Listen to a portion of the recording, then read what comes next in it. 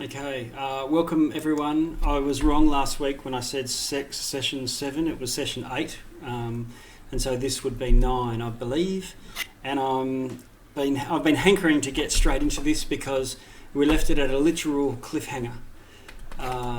You had all were making your way up Kelvin's Cairn, the lonely mountain of the frozen north, and I think there's 2 or 3 reasons to do this.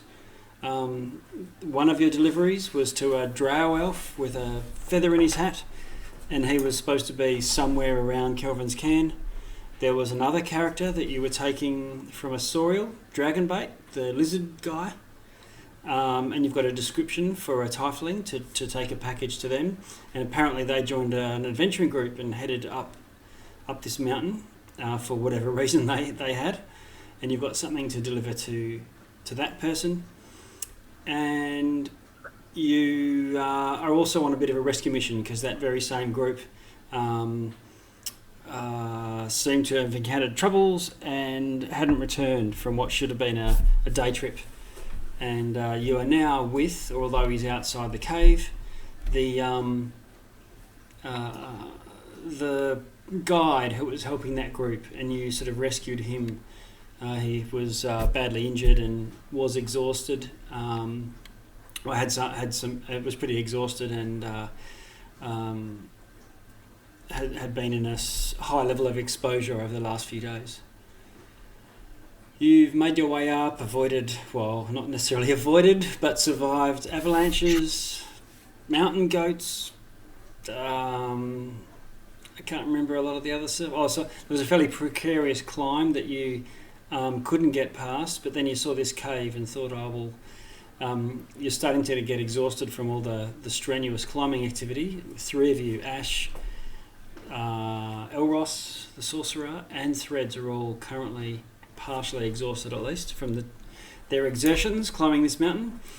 And you saw this little gangly fuzzball come to the entrance of this cave, see you, and then sort of, from a distance at least, run back inside the cave. Threads and Sharpie, you're at the entrance. You can see what you can see here. There's a fork in the, not a fork in the cave, but a large, long cave where the floor just drops away, going down into the darkness beyond. It looks like it might have frozen over at one stage, and where it's dropped away to your left, the chasm is spanned by what was probably a layer of ice that formed across the stone, and now the stone's fallen away underneath, but left this fairly thick layer of ice across to a very small opening. I'll just ping it on your screen so you can see that. There's another stone section which hasn't fallen away as well. It's just a bridge, so it's fallen away from underneath it. You can see a few bones over here at the at a cavern that continues on from there. The rest of you, the exhausted many, have been followed up behind. Jacuz, you're right behind them. Ash, Nina, and Elros are there as well. So I just want to check what light source have you got, because it's dark in here. Sharpie, I think you're the one that's going to need something. Right, so the light doesn't come in from outside very much? It comes in enough to light up this area dimly. Remember, it's only dim light outside, so it's very dark and shadowy, but you can roughly tell. You can tell that the floor drops away, obviously, but going any further, you're not going to be able to see. I can put a light cantrip on Sharpie's, small belt buckle or something like that. Yep. Make it glow. Probably not worth it. They're going to see me, and there's no point scouting ahead. It'd be best putting on Jackus. Okay. Jackus, can you see in the dark? Do you need it, or? Yeah, I have dark vision. Okay. Oh, I stand corrected. I don't think I have light cantrip on this cleric. Too many cleric. Do I have my light on? My light cantrip on? Oh, you can put it on. It's a cantrip, so you Yeah. can just chuck it on whenever you want. Okay. I thought I was on. I'll cast light on one of my dagger or short swords. Okay. All right. So what I'm going to do for you is emits light. I think that's 20 and 20 from memory. 20 bright light and Yes. 20 foot of low light. And so your short sword starts gleaming. And there. Okay. Can you now see? Yes. Could you not see before? Just out of I curiosity. could see. That's the thing. I could see, but I couldn't see as much as this. Yeah, so that you might find that there's others that have got tokens on them to give them emitting light for some reason, whether it's a torch or something. So, Okay. yeah, that's fine. So now you're the light bearer. Okay. Sharpie, are you going to continue scouting here? You can see the light coming over your shoulder from... Not if there's no light. Right. So let me have a look. I'm going to get to your perspective. I'm opening up 2 Roll20s here so I can see what you guys can see. Can you see it all now? Can your character see it all now? Oh, I can see basically my lantern light range, like Oh, yeah. 20 feet or something. Yeah, okay. So do you want to light your lantern or, have it lit? Oh, yeah, he will. Okay.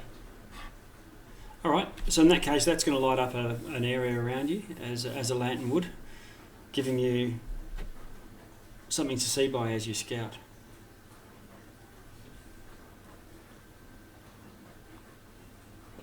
What do you want? Can I have control of my token? Oh, do you not have control?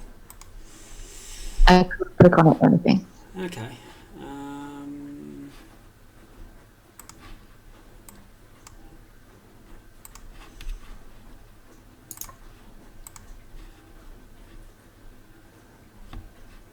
Yeah. Okay. I'll try and sort that out while we're going. But what does anyone want to do? Jumping back to.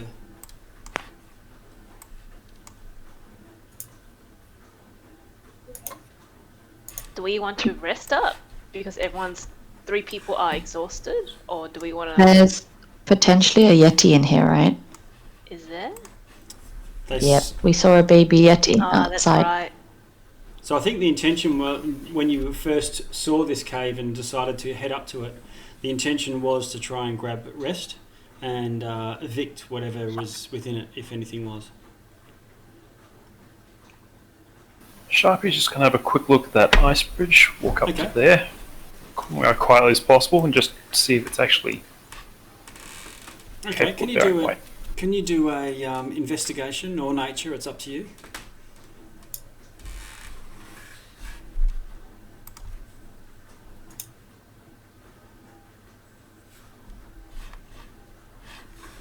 Ooh, happy days. Okay, so you investigate it. You think it's been here for quite some time. There's a few cracks in it, but it seems pretty solid. It's about a foot thick, so by your estimation, it looks pretty strong. You wouldn't want any ogres or things like that to go stomping across it, but other than that, okay. Since Threads has dark vision, she is okay with scouting ahead stealthily. Just if remember you no one have else wants to disadvantage do on it. any kind of stealth perception rolls. Yeah. Oh yeah. So you can still see, but it's just a little bit harder to scout as such or notice things. So where to from here? I think you've got control of your icon now. You probably just couldn't move past the other characters.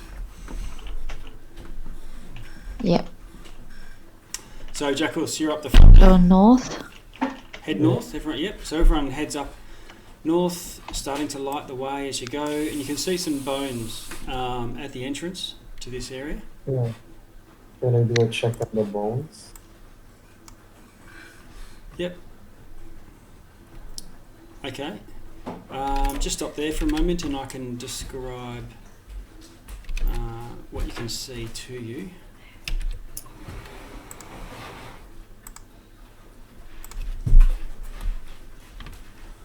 Okay. Okay, it's probably a 10-foot high tunnel, and there's bones in there, and they look fairly fresh. Far from what's pictured on the map here. It looks like there's still pieces of ragged flesh hanging to these bones. The torso is still intact, but it's had its head torn off. Are they humanoid? Sorry, Raph, I'm struggling to hear you there. Oh. It's quite Are muted. they humanoid? Humanoid? Are they humanoid? Yeah. Oh, okay.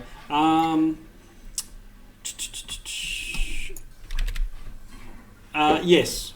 Yeah, arms and legs. You count 2 of each.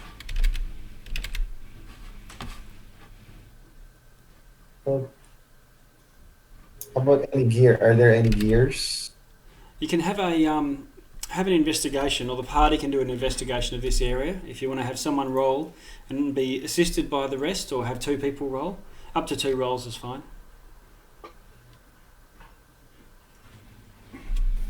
Sorry, was that investigation? Yeah, for this area. Okay, Dracus is Sharp move up, out the have a 2. look then. Does someone else want to have a go? Okay, a 2 and 20. a 20. Wow. All right. You notice jammed on a ledge in the ice here, the head of a Goliath. And based on the tattoo-like markings that you're familiar with, that you've seen other Goliaths have, it looks like this rest of these bones and limbs that are scattered around here are all probably from the same individual. There's tatters of hide armour and a broken great axe. Mixed in with all this, you see some bones of what throws you initially, but with your expert investigationary skills, there's mountain goats, bones of mountain goats mixed in with this, just to make it a bit more difficult. They're generally all quite old. Nowhere near as fresh as this poor Goliath character. You also see, when investigating this Goliath's head that's been stuffed into a ice crevasse, frozen over are more heads also stuffed into the crevasse as well, and ice has started to form, like freezing them in there. Like a... Well, that doesn't seem like a Yeti. like a- Sharpie is going to point Jackass at the crevice with all the heads Mhm. and telepathy boom. That looks like that Goliath was here and is dead, but there's a whole pile of heads stuck in this crevasse. Doesn't seem like a Yeti. So, who you think what do you think did this to the Goliath? Do I have any idea does it look like this thing has been torn apart by Yeti? It looks like it's been torn apart. No wounds or cuts, things like that. Best be careful. Sharpie just shrugs. You do hear a bit of a sound coming from ahead. Okay, Sharpie will drop his lantern and just take a peek around the corner. So put his lantern down where he is, so he's got a bit of light, and then peek around the corner. Yeah, okay.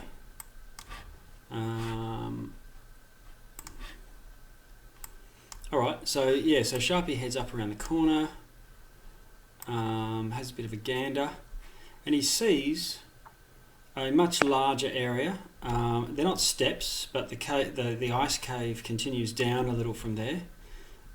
Jackass, I assume you're still back a little bit, around the cave.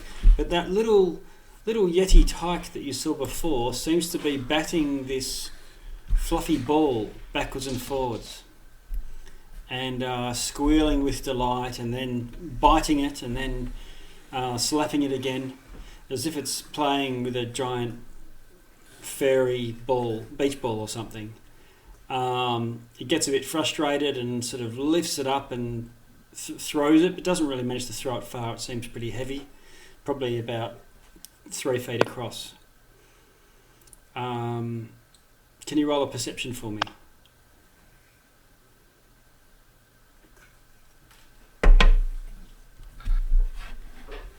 23. 23. Too good. Sharpie. All these rolls.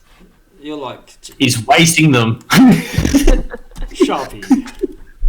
Is Sharpie your first name? It's Sharpwise, isn't it? Sharpwise. And what's your surname? Do you have one? Contemplation. Contemplation. Sharpwise Contemplation. Okay. All right. So you can determine that this ball is actually someone wearing winter clothing, and they are your size, most likely a halfling, and they're curled up in the fetal position out of a form of protection. Duck and roll. And this little Yeti tyke seems to be playing with this halfling, rolling him around on the ice and the snow. Every now and Just then, missing a tiefling. every now and then, when the Yeti tyke. What's that other character I can see? This one here. Mm-hmm. Or is Yes. that the ball? Yeah, one's the ball, and one is the Yeti tyke. Every now and then, when the Yeti tyke grabs the ball and sort of dashes it against the wall or something, every now and then you see the ball sort of wince and twitch a little bit.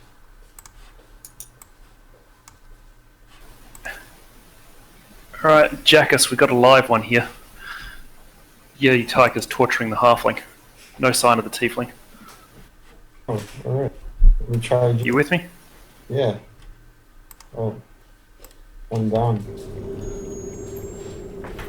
I got my warhammer and shield and prepare. How about everyone else? Just we've had Sharpie's thing. Are you guys just sort of moving up behind, or any preparatory type stuff? Yeah, with dark vision, I can keep him in my line of sight at least. I'll Okay. stay at the back. So you're staying where you are, like right at the entrance to the cave. Okay, cool. So at the entrance to the, so you can actually see outside as well.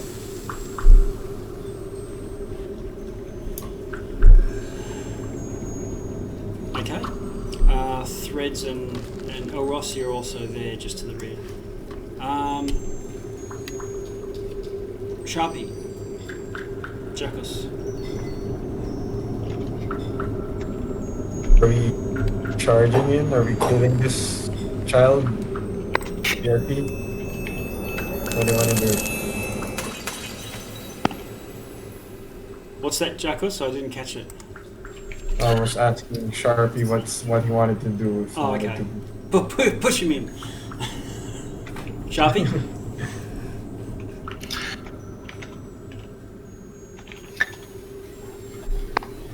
Doesn't seem to be anything else in the cave. Either take out or scare off the little Yeti. Find out where the halfling is. Find out where the from the halfling where the tiefling is. Okay. Can I just... Sharpie, can you just roll a stealth for me?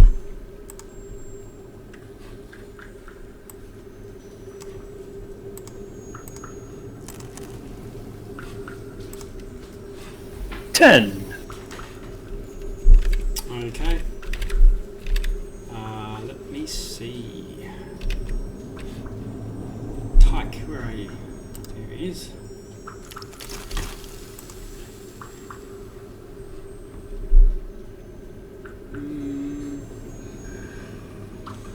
Okay.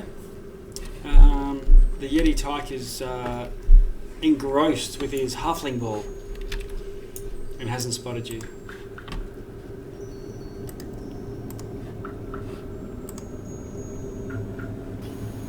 Telepathy to Jackass. After you. Alright. So I'll charge in with my hammer and... Come around the corner. Yeah. Okay. So I'll move you around the corner. And you come around a little bit. And just as you come around the corner, you hear this snuffling sound. And you see a enormous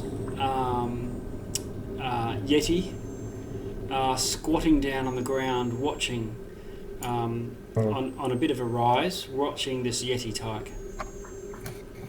I'll let you try stealth as well, Jackus. Alright. Disadvantage Yeah. because of your armor. Yeah.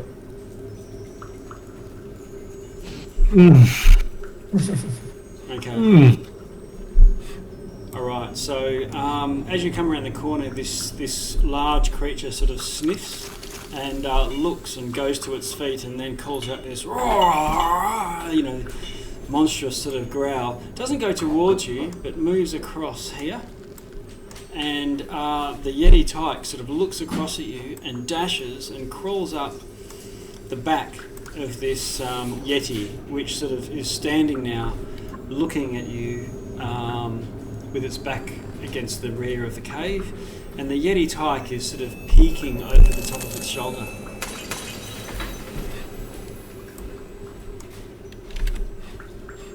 I thought, did you see that? He wasn't alone. I'm struggling to hear you, Raph. Oh, shit. I'll tell Sharpie. The kid is not alone. Let's call in the rest of the group. Okay. Okay. Sharpie will wave the rest of them forward and telepathic to Nina. One big Yeti and 9 halfling survivor. Okay.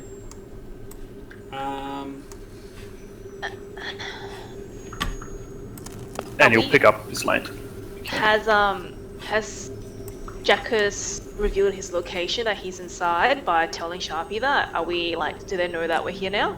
I think you guys know that Jackus and Sharpie were sort of heading around the corner and there was some sort of enemy to look at. Okay. Well, Nina will. Okay, she's a frontliner. She'll stealth around the corner too.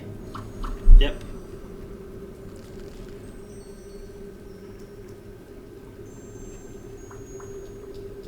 Okay. So you sort of stealth around the corner as well. But I have my light on, so I don't know how stealthy I am. Yeah. Well, there's light in any case, spilling into the room from your own torches. But yeah, your light's going to light up this thing, and the Yeti's looking in your party's direction. You're not too sure whether it's seeing you or not.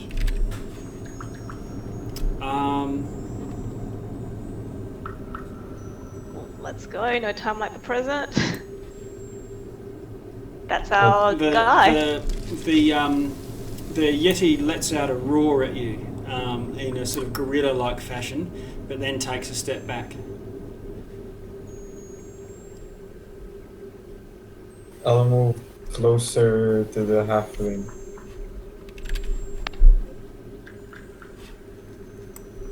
Okay. This Yeti moves back a little, matching your speed. Wait, is this halfling dead or is he still alive? As you get over there, you see this eye open and sort of peek out from between two woolly mittens. Alright, I'll drag his ass back where Okay. Sharpie and Nina is.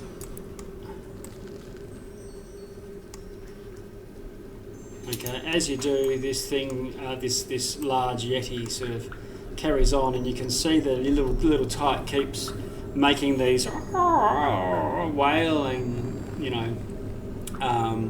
crying sounds, and batting the mother on the back of the shoulder.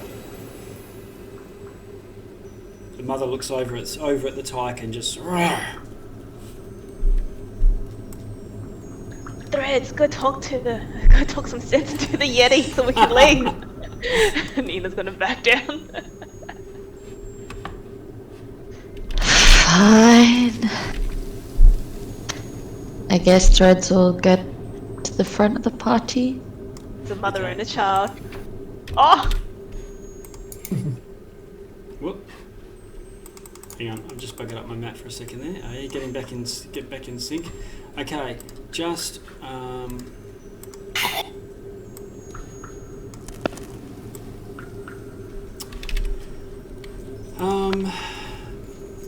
I'm just going to jump into, where are we? The cone of silence for a moment.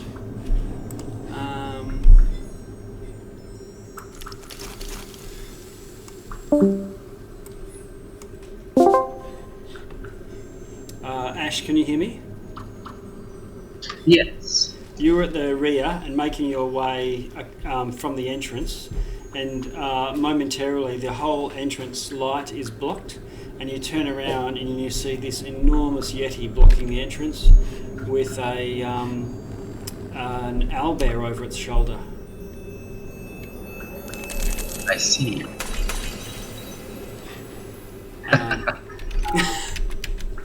I'm just going to jump back to the map again.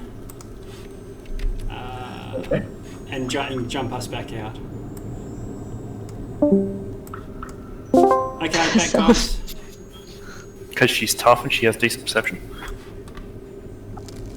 Ash Okay. will look around as she hears something, gasp, turn around, and sort of like tap Elros on the shoulder, be like, I think Daddy Yeti is home. I think he's brought back an owl there for them to eat or something. Oh. And there's... Because I can see in dark vision.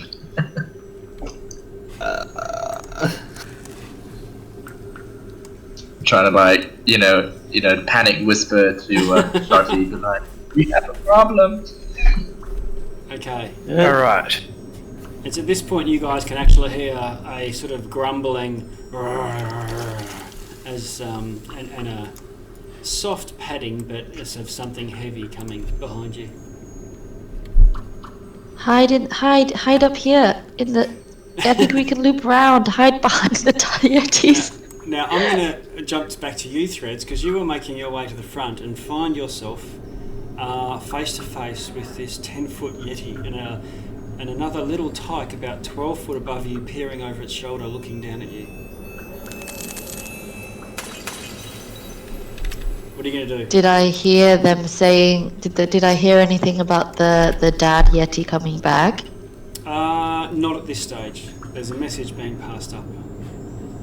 It's sort of simultaneous with Ash sort of dashing up behind, saying, company. What was your Okay, intention? well I cast speak with animals Okay.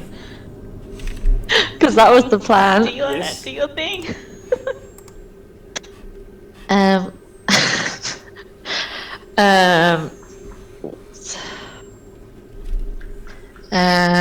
and I say greetings, Yeti. Okay. It looks. Can you roll a? Oh, this is tricky. Can you roll a persuasion, but at disadvantage?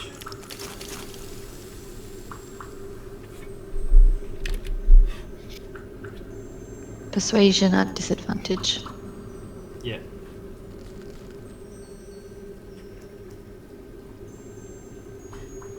Okay.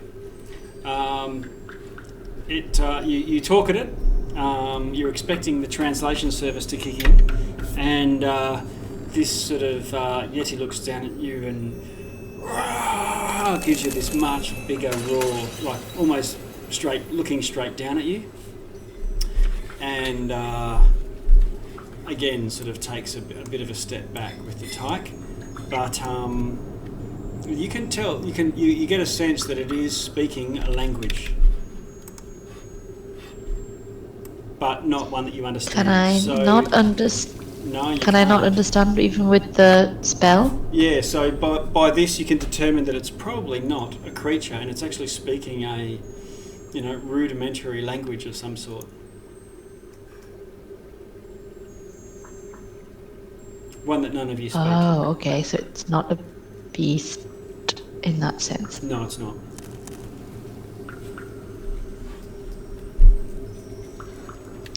Okay. How'd that go, Thread? Um, How you going? I can't understand it.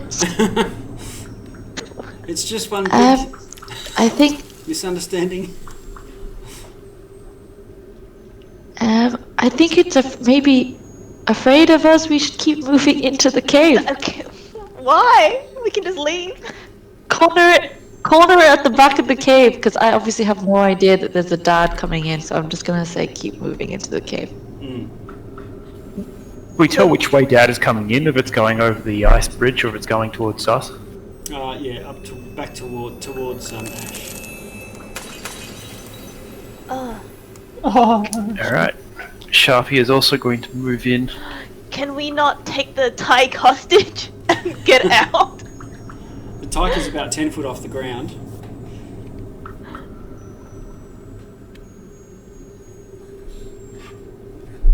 I think we have to fight. Nina, move into the cave, please. I don't want to leave Elros and Ash there. Can Sharpie have his light source back? Oh yeah, I'll let you. That's it. Can you do that yourself, or do you need me to do that? I believe I need you to do it. Okay, all right. So you can light up your torch. Well, I just picked up my lantern from back Yeah, there, yeah. so- Okay. All right. Yeah, go and retrieve it from around the corner. Sure. Ash. This Yeti behind you throws the owlbear off behind you and roars at you. There's clearly no surprise, but it looks like it's about to charge you. Can I roar back? Yeah. So what you can, but both the Yetis seem to, with this roar, seem to explode into motion. You may get the jump on them, and it's a straight initiative roll for everyone. Unfortunately. I'm just clearing all the initiatives out. There we go. Is there some music in the background or something? There's ice. I hear. Yes. Yeah. Oh, okay.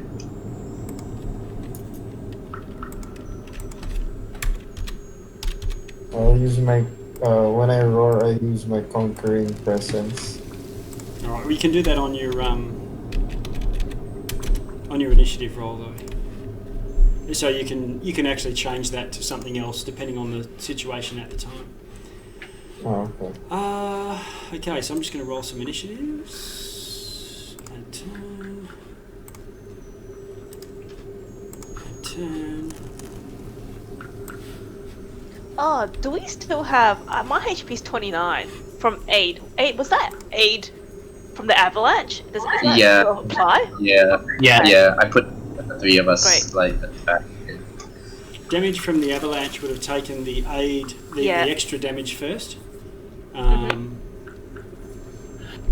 Aid is maximum hit points have grown, Yeah. so it doesn't produce 10 hit points, so its maximum HP is increased for 8 hours, is it? Yep.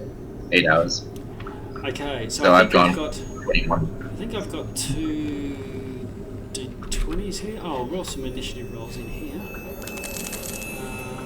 Initiative, where is it? Oh, there it is. How's that? Okay. 9 and a 10. Not fantastic. Let's sort and see how the dice fall. Okay, Ash. You are up. I'm just going to...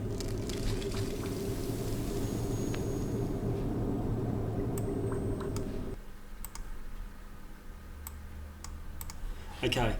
Ash, what do you want to do? I am like babbling in Dwarvish, Elvish, and Infernal that we mean you no harm. As I is if there is, but they seem to be attacking us right now, don't they? Yeah, it's clearly you're about to get tackled. I will actually use the dodge action. So I will Okay. block as my action, and as a bonus action, I will. Actually, I will cast Spiritual Weapon. Okay, you can make an attack with that in this case. I'll see if I can grab a spiritual weapon icon for you, but you can roll your attack in the meantime.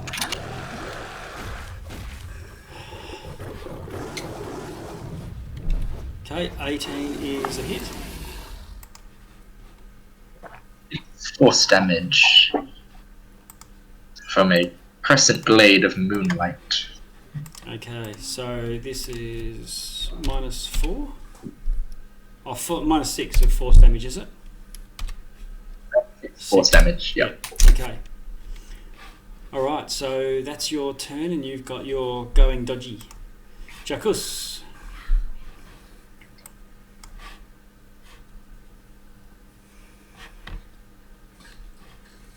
What do you want to do?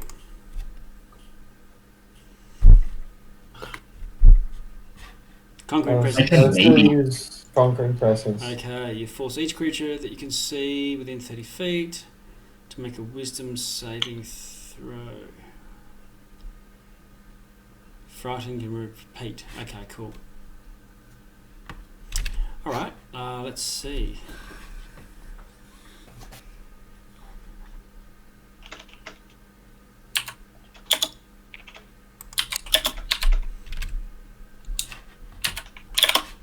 Okay, so we've got 2 green dots for fear. Oh no, we'll do. There we go, a little picture. So, and then for my bonus action, I will cast it for divine favor on myself. Divine favour on yourself. Okay. You'll just have to remember that. That's your... Oh, you do extra radiant damage. Okay, cool. Alright. I'll move you down. So, and then, since they're scared, they're frightened at line of sight, right? Yeah, both of the Yetis are frightened of you.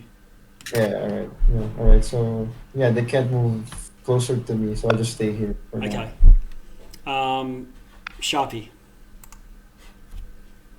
Alright, Sharpie is just going to drop the lantern where it is, just put it on the floor, Okay. walk up, stab Mama Yeti in the foot.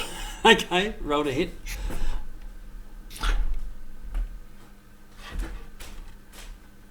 Okay. Probably missing.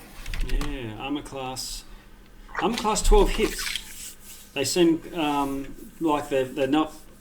They don't have toughened hide or anything. A little maybe like hide armor, but nothing toughened. Alright, well, 14 damage then. Yeah, quite. Cut off a couple of toes. Yeah. Okay.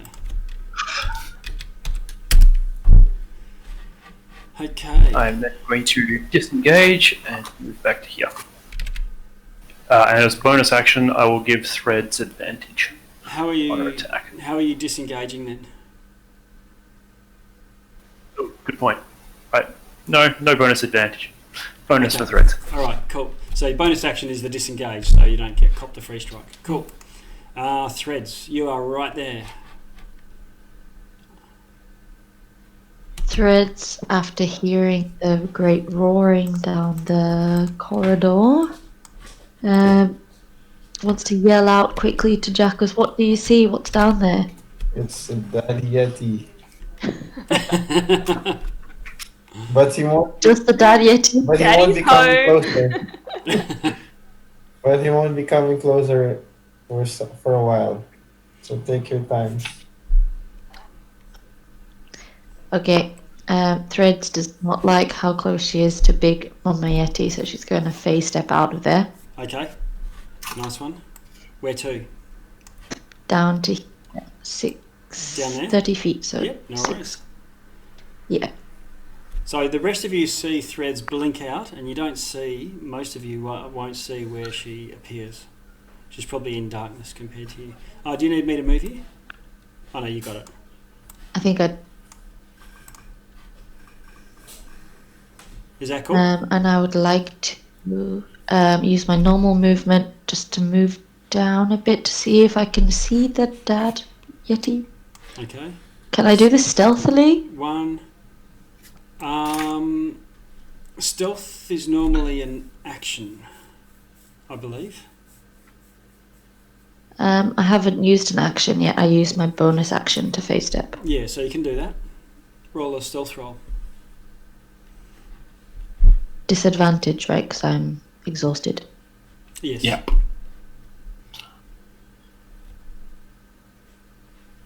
Oh, 219s. Yep. Even at disadvantage. Okay, so you tiptoe down the icy stairs, don't slip over, get to the corner in complete darkness, and you can see the back of Daddy-O across the chasm. Did you mention an owl bear, or is there just the Yeti? Yeah, there is an owlbear laying on the ground. Dead? Well, you're not sure. Okay. Okay, I'll just stay here for now. But it's not moving, Okay, that's my turn. Thank you. Okay, Nina. Is the spiritual weapon in front of Ash? I can't, or is it like behind the Yeti, behind the Daddy Yeti? Sorry, is what behind the Daddy Yeti? The spiritual weapon. Where did Ash? Oh, the spiritual weapon's over here next to Ash. Does that would we know if that blocks the corridor? Does It doesn't block it's tiny, so it's just a hovering weapon. Oh, okay. Then if that's the case, You have range attack. I can tank the choke point. okay. But She'll turn to the halfling. She'll be like, "Oi, if you want to live, you better help us." And will step here. Oh, there is an owlbear. And she'll throw her 2 darts at the daddy. Actually, no. She will cast fairy fire at him and the owlbear. You cast Fairy Fire at Dex 13 save. for the Yeti. And the owlbear. And the 'Cause owlbear, I've seen okay. that. Yeah, I don't know if it's dead or Yeah, not. sure. So I'll just cast it on both. Okay. So the owlbear is outlined in Fairy Fire. And so is the Yeti, affected by Jackus's nightly roar. And you can see the icon there now of the glowing blue sword. That looks cool. Great. And then if that's the case, Nina will step up to here. Because, Sharpie doesn't like being hit. Yes, Sharpie much prefers Nina to be hit. Yes. Okay. Elros. And Sharpie agrees with everything just said. Well, I'm going to cast a Scorching Ray on the Yeti in front of me. This one here? This one here. Daddy-O? Okay. Now, advantage. can you see it? I can. Okay. I can see this section, this corner here Okay. of that square. So Okay. yes, I Yep. can see it. No worries. Scorching Ray. A 22 to hit. First one hits. Let's roll that straight away. For fire damage. A natural 1, so I missed on that one. Yep. And last but not least, a 19 to hit. 19 hits. For 8 fire damage, 12 total. Does Scorching Ray get advantage because of fairy fire? Oh, hang on, does it? Yeah. Any- Or attack any against attack very- roll. very Okay. far again. No. Roll all of them. Just roll 2. I'm- Just roll Yeah. another d20 for that one you missed. Is fine. Yep, let's see. You might crit on the others. You never know. True. Yeah. Oh, Yeah, okay, 14 on that one I missed, so that one hits. Alright, let's see if I crit. So just... nope. And nope. Okay. So I'm getting the same results. With the So- with the 14, you find that misses because of this promontory that's blocking about half of the Yeti. So it's you might not have realised at the start because you were rolling so high with the first couple of rays, but one ray sort of clips the stone and the Yeti avoids it somehow. Okay. Well, so that misses anyway, so... Yeah. Okay. So the Yeti cops 2 scorching rays. Now Yetis do not like fire.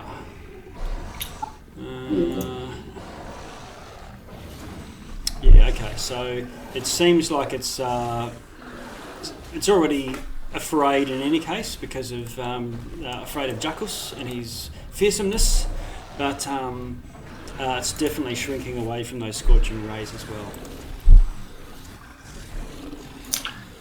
That's why I did it. Yeah. Okay, I'm moving you down. So the male yeti that's standing over the precipice. Now, when does it get its save? At the end of its turn, Jackus? Let's have a look. Not sure. I think It's at a the end. conquering presence at the saving throw at the end of each of its turn. Right. So nothing for now. So all it does is it stands its ground. It's shrinking away from the scorching ray and from the horror that is Jackus, but its eyes glow piercing blue, and it fixes its gaze on you, Ash, and you need to do a Constitution saving throw.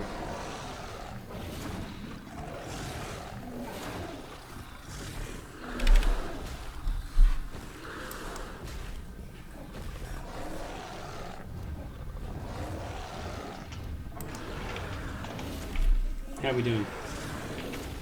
Oh, Natural 20. Crit. Okay. Alright, so you find that this thing looks at you and you start to just freeze over. You feel that you might have even been paralysed in place or frozen on the spot. You manage to push through it and you feel your joints snap, snap, snap, crackle, pop, and you become limber again.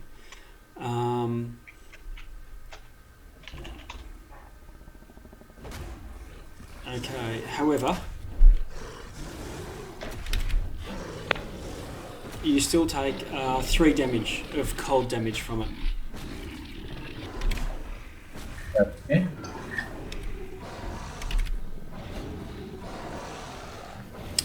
And this creature, the tyke and the mum, move up to here. And they do the same thing to you, Nina. You need to do a saving throw. It looks at you, and you need to do a Constitution saving throw. So, Nina, you take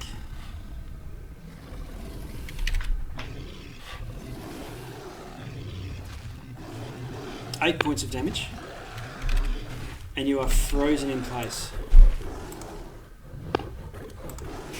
So I'm going to find something there. What does that do to me? You're frozen in place. You're completely paralysed. Oh, I can't move, I can't react, I'm just standing. You are incapacitated. Frozen. Yeah, it's almost as if you're a statue, but you're not petrified. You're not turned to stone. Okay. You use that icon there for frozen. Which one? Oh yeah, that's a good one. The snowflake, wherever that is. Frozen. It's called Frozen Orb. It's next to the. Yeah, you got it. Okay, so that is so you've taken some damage. You are frozen in place. Sharpie, Jackus, you can see that Nina is just in the position she was, just stuck there. And Ash, it is up to you. What do you want to do? Has the Yeti not actually charged me? Or? It's holding back because of Jackus. Ah, I see. I will slash at it again with my sword first. Yeah, Nina, just for your information, your concentration will be broken if you just from the damage. But I think if you're incapacitated, you're. I don't know if you're incapacitated. Can you control? I think if you're paralyzed, you can hold on to it. But yeah. Need to make a con save for the see if the spell concentration goes away. Yeah, so you can still concentrate when you are paralysed. Okay, great, so the But- spell's still on. Yep. But you may lose it from the damage anyway. So you need to roll above. Yeah, Roll I rolled- you just did. I just rolled full Ah, cool. damage. All right. Yep. All right. So you're still concentrating even while frozen stiff. Ash, Okay. you hit this thing, doing 6 damage. Another blow with your spectral weapon. It's still well above half and fighting fit. Anything else from you, Ash? I will. So the creature gets a save to break Jacuzzi's sphere at the end of its turn. Yeah. Okay. Then, as an action, I will just use a cantrip and toll the dead on him. Okay. It gets a saving throw, right? Con? Let me see con or wisdom. I can never remember. Con. Wisdom. It's wisdom. Yeah. Okay. What do we got? Let's have a look. Hey, it fails, so roll your damage, and it is injured. Its time has come. Oh, I did have it. 2 damage. Oi. Busting out the big toll of dead. We're chipping away at it. I shall ring my bell at you. Yeah. Yeah. We're Over. doing it low and slow. Okay, Ash, I think that's you done, Jackus. Is the dad Yeti still scared of me? You're not sure. It hasn't had a chance to try to not to move or whatever because it's at the end of its turn.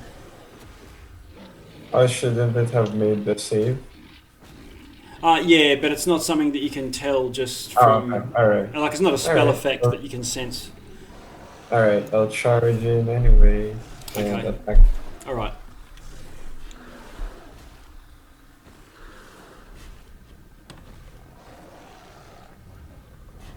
Jackus, armor class 21 because it's still fairyfied from Nina, I believe. So that's a hit. Yeah, so that's 12 damage. How much? 12. So, okay, so the dueling style and the bludgeoning. Okay, so it's added together. Is that right? Okay. Yep. All right. That's a big hit. Anything else? Is it close to death? No, not quite, but it's very badly injured. It's been hit many times. Alright, that's all for now. Okay. So that's Jackus done. Sharpie. Sharpie's going to use his bonus action to aid another on Nina. Just basically, there's no actual ice when you said frozen. She's just There's no ice. Yeah, paralyzed, she frozen. just looks frozen stiff. Not frozen. basically nice. just quickly give her a. Well, actually, I guess give her legs a rub down, trying to basically force her back into motion. Yeah, okay. You masterfully Give her advantage try on a and con save. massage that tension out of the frozen joints. Okay. Threads. Oh, sorry. Oh, sorry, that's a bonus action. Oh, so right, yeah, yeah. so moving up to here, and he's just going to throw a dagger over the top of. Okay. This is Top pretty of tricky. Jackus, this huge thing. You know it'll be a bit harder than a straight throw, but I adjust that with its arm class. You just roll and tell me what you hit.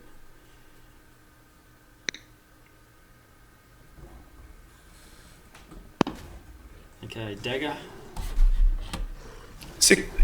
Okay, 16 hits it. Right, adamantine dagger in the face for 12 Ooh. points of damage. Oh, nice one. Okay. 12 points is enough to drop this creature. And let me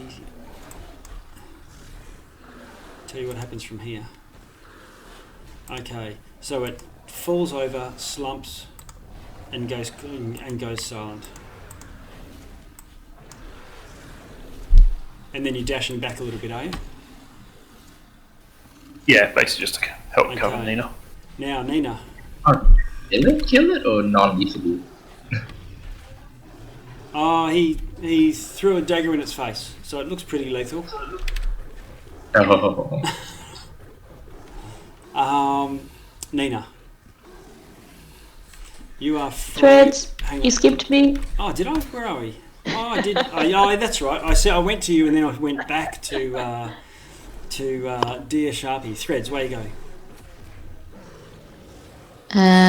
So I whispered to Dawn to stay here and to attack and retreat when I wave my hand at her in a special way. And I move up to the owlbear, Mm-hmm. and I'd like to check if it's alive or conscious or anything. Okay. It looks like it is paralysed.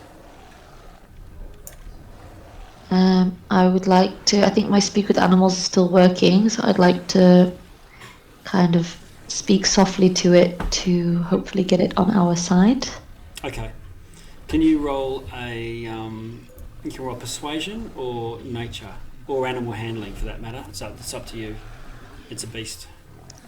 I'll go with animal handling. Okay. That would be disadvantage, right? Yes. Yes, still. Actually, it's a straight roll.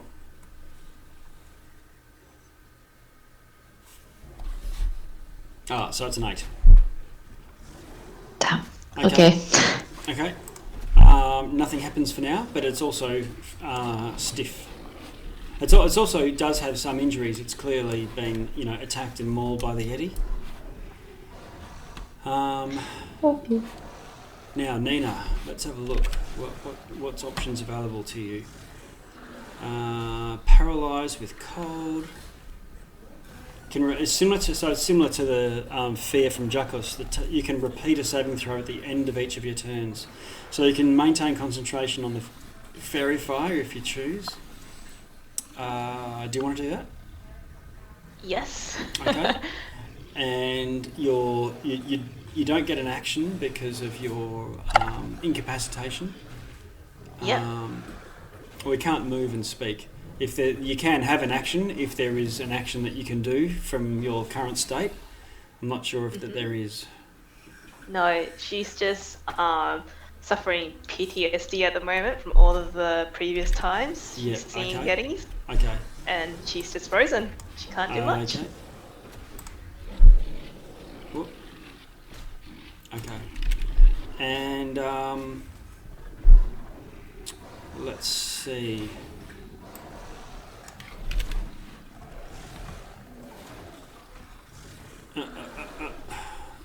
So yeah, go where you go. Have your save. At the end of your turn. Is it a con save? Sorry. Yeah. Yeah. You pass it, and you are no longer frozen. You manage to bust out of your. That's out of it. Okay. And that's it. That's it. That's the end of your turn. Elros. Elros would just like to move up to here first. Okay. Move back into the cave where Nina is. Yep. And now that I can actually see that Yeti, let's see. Yeah, clearly. Does it have fairy fire on it? Just out of curiosity? No, it doesn't. No. No, okay. Right, so just a standard roll then of Firebolt. Okay. 14 to hit. 14 hits. Yay, 1 fire damage. Okay. So strong. Nice one. Okay, so anything else before we move on, Elros? Nope, Okay. that's it. Okay. So this tyke jumps down from the mum. 2, 3, 4, and goes belting, gambolling away down the pathway across the ice bridge. And Nina, you can see, seems to be bolting out for the door. The baby's running. Yeah, the mum has trouble. Looks around at the hole, and let's see. Let's roll. Okay, and she can hardly show. While she's a 10-foot tall creature, she's squeezing through a 5-foot wide passage. So you can do that if you're a size larger than the normal size that this passage is made for. 1, 2, 3, 4, and this little tyke she scoops him up with her arm as she 1, 2, and out the door. Do I get an attack of opportunity on her? If you wish, you can have a something. Oh, non-lethal, please. Sure, I just slash at her leg. I don't want to actually kill her or anything. What, Is this the summer? Summer? Yeah, so if it was any other threads, I'd just let her go, but it's summer thread, so she's like, I'm gonna stab you. Okay. Roll to hit. Or is that a 7? Or maybe not. 7 probably misses. Okay, that's a miss. So you sort of have a casual swipe, a bit half-hearted, a bit cross with these things. But the mum scoops up the tyke and is out of sight by the end of it dashing out. So much so that you can no longer hear the growling whatnot sound, and we're going to move out of combat. Or first thing Nina wants to do is push the halfling and be like, "You coward! Okay, you Why sort of did push you not him. help?" You push him and he flops over, and it looks like he's got about 3 or 4 levels of exhaustion. Oh, Can I That's kill why. the owl bear? Don't touch the owlbear. the owlbear still. Threads would like to try again, have a chat with the owlbear. Yeah, okay. Okay. So it looks like this So owlbear's... if you fail, I'm touching him. Oh, Don't God. touch, Don't touch the owlbear. don't touch the owlbear, mate. If you fail Wait. your roll, I'm killing him. Can I do a He's medicine? paralyzed. I don't. I'm gonna roll. I'm gonna wait for it to be unparalyzed. And Hey, do that- Sharpie, this is the owlbear you're looking for. Damn it, another 7. Alright, I'll make my attack roll. Don't you dare. Leave it alone, please. I mean it. It's still very fine too. Jackus, Sharpie, Threads is between you and the owlbear. Yeah. And at this stage, the owlbear, like, so where are we? Did you just roll again? Did you? No. I got a 7. Oh yeah. So there's nothing to handle right now. It's paralysed. Maybe that's why I'm rolling so badly. And you have no idea, I don't think, of how long this paralysis is going to last. What are the rest of you doing in this meantime while Jackus and Threads are having this owlbear debate? Nina's calling out. Setting up camp. Yeah, Nina's calling for help for Ash. Ash, we found the halfling, but I think he's nearly dead. Pray to salute him. Got here so fast. Curious about this owlbear. I'm just gonna go there and observe. Okay. All right. So eventually, So okay, we found yeah. So a go, halfling. Right? yeah, go Ash. So you've got a halfling. I'll come back to your Threads once the owlbear starts to come around. Unless you're going to fight Jackus, if Jackus is swinging at this thing. If he swings, I will stab him. Oh my god. Oh no, we've got PvP! Oh, I've got my hand on my short sword. I won't stab him unless he tries to kill the owlbear. Please don't fight each other because I have one healing spell. I'm probably going to use it on this halfling. It's up to Jackus. Kill himself, it's fine. Can I check medically on the halfling? Is he okay? Or is I'm just this... making. Just before we go to the halfling, I'm just making sure what Jackus is actually doing. made my roll. I can't hear you. Huh? What? Just your mic is very soft. I struggle to hear you. It's a bit I- muted. I already made my roll. Oh, My that's attack. initiative. But that's not a roll. That's initiative between you and Threads in that case. What does it mean? So I'm going to clear the initiative order.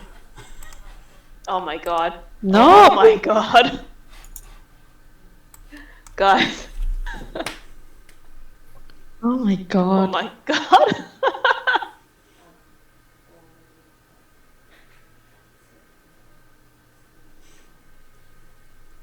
I've cleared it. So Jackus, if you're going to roll, if you get, yeah. So Threads is saying back away. if you're wanting to go up and hit it, you pull your weapon back, but that's still, it's clearly in front of Threads. So you need to, so Threads. How is Threads? Huh? I can't hit this owlbear. No, you can but it's initiative roll, and Threads is going to hit you back.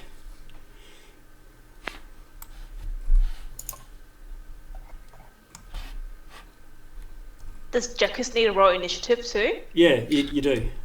Okay. Okay, Threads, away you go.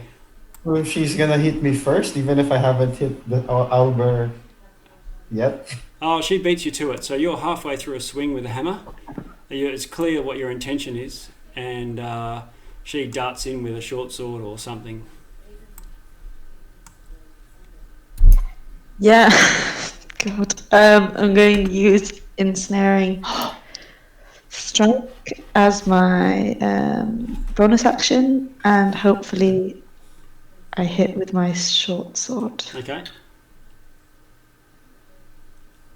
Well, not hopefully. I don't want to fight you. Yeah.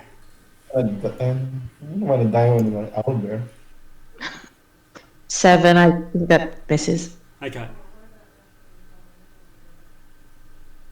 7 is your number tonight. Yeah. Okay. Lucky 7. It's up. No bonus action. Or the bonus action was ensnaring strike. If anyone Yeah, else but it missed. wants to jump into this initiative roll, they can have a roll. And I'm gonna yell at him. Don't hit the owlbear. Why? It's not doing anything. It's paralyzed. If it wakes up, it's gonna eat all of us. You don't know that. Would I know anything about owlbears? DM question. I probably know more than you do. Yeah, you can have a nature roll.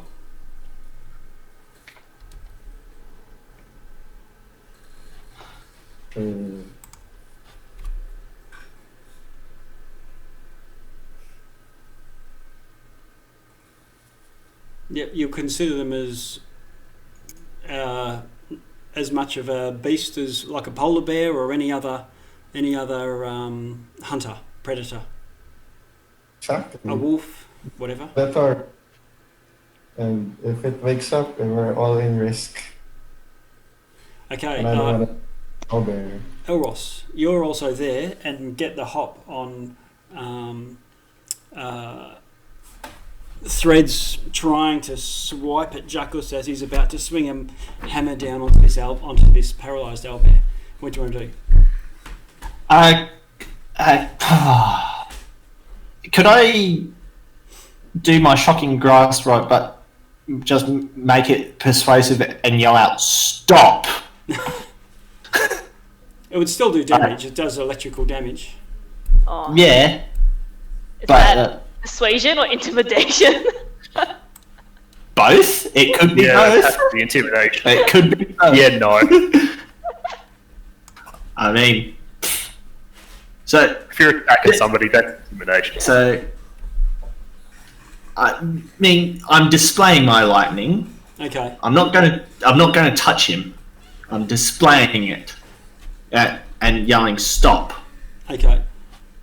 So, Jackus? what would that be? That's no. Well, you can't sort of roll persuasions and intimidations and things on each other. I mean, I can roll an attack if you want. That's I'm more. just saying. That's more role play. Yeah, well, So- I'm just holding it. Then I'm just role playing it. Ready. So- Yeah. So you've got. Stop. Are you casting the spell? So you've got it readied to use. Yes, I've got it ready, Okay. so I can. Jackus. Yeah. Do I need to roll again?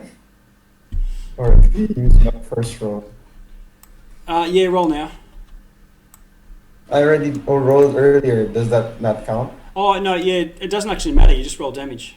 It's paralyzed. Crit also, right? Yep.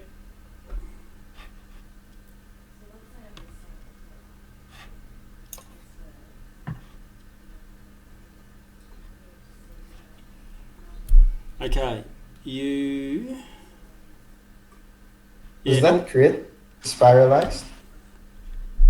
Yeah, it is. Oh. Oh. Oh So it's no. times 2, so 26. Yeah, so you hit. I'm struggling to see what the damage is. You need to tell me. There's lots of numbers in front of me on the screen. If it's 4 and 9 times 2. No, it's not so times 2. You just roll the damage twice. And then add all your pluses You need to roll after that. D8. So it's 29. Damn. Nah, dude, it's only going to be 20. You only get to roll the dice again. You don't need to get to add all the other bonuses again too. No. It's just double dice, and then you add all your pluses and things. Alright, so it's Done. 7. Okay, so you pound this thing with your hammer, and then feel plus my a divine favor of 4. So Electric. because of that, 24. electricity hit you as well.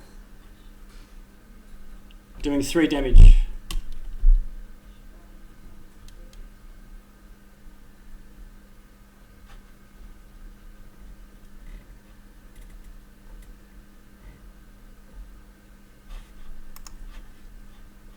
What's the 24? Is it 24 or 20? Because it's 13 on the original plus the dice on the next one is 7, so that's 20 plus 4 on the divine favor since it's dice. So I rolled it again, so it's 24. Oh, the divine favor. Yeah. Okay.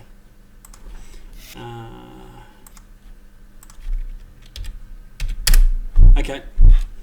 It's not going to take too many of those. And you take 3 damage from electricity, giving you no reaction attack. From the shocking grasp from the behind you feel Elros say stop and put his hand on your shoulder, and electricity pings through you. Nina. She's just gonna move here to see what the ruckus is about. Okay. And that's all she'll do. She'll be like, oh, Ash, we need you here too. They're starting a fight, and that's her turn. Okay. So Ash, you hear, everyone, you hear Nina rush in and say, "Hey, they're fighting each other. Come in." If you want to roll an initiative, you can throw yourself into the initiative thing. Is the halfling in front of me? He's not in immediate danger of dying or anything, right? No, he's not. He's Oh. probably been here a few days, and that's where the exhaustion has built up because he's been on the defensive whenever he gets harassed. Fair enough. Okay, rolling initiative. Sharpie will just wander over to the halfling and start taking care of him. Okay. Doesn't really care about the fight. Yeah. Oh, let me go in. Let me try again. Click on your. Oh no, there we go. 15. Didn't want to go into the bar. You didn't click on your character, did you? That's all right. I had 15. health bars up. I just assumed it means that I'm in there. Right, I can see my health and stuff. It's fine. My roll 20 is a bit laggy tonight. Okay, there we go. So Nina's just gone, shooting you down. Call it for help. Ash, you're up. Okay, I will rush on over. Okay. You see Jacus. I don't know if he's in a rage. He's a bit casual about it, but he's swinging on this owlbear while Threads looks incensed and is wielding a sword, and Elros is trying to grab him or do something. Has the owlbear reacted at all? It's paralysed. Or is it just in there? It's just like a slumped on the ground. Oh yeah, Fairfire's not gone. He's not there at this stage. Do we need to kill an animal that isn't a threat to us? If it wakes up, he's gonna kill us. We have rope. I understand what you're saying. We have rope. We can just tie its legs together or something. We can have our little rest and find somewhere safer. Don't do that. If you can secure it and make sure it's not gonna kill us if it wakes up, then fine, I won't kill it. But if you can't, If I'm you gonna kill it. if you tie it up, it'll be hostile towards when it wakes up. No one touch the owlbear. This is I'm in agreement with Threads here. We leave it alone, and it will leave us alone. You don't know that. It's predator. Look, I'll I kill look- it myself if it. I gave you two. You got two chances. You failed. I'll kill it myself if it attacks us. Please, Jackass, please. What? You'll what? I'll kill it myself She'll see if to it it attacks us. Yeah, she said she'll see to it herself if it attacks. Oh, okay. All right. Okay, so Jackass, you're standing down for now. I'll punch Elros for hitting me with the lightning. Anyway, just an unarmed whatever. Sure. Yeah, there.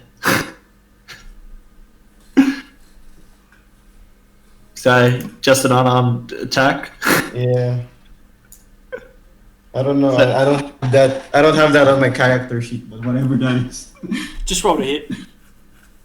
Yeah. He hit me with the blunt end of his battle axe. Yeah, it's just 1 point of damage plus your strength. Roll to hit.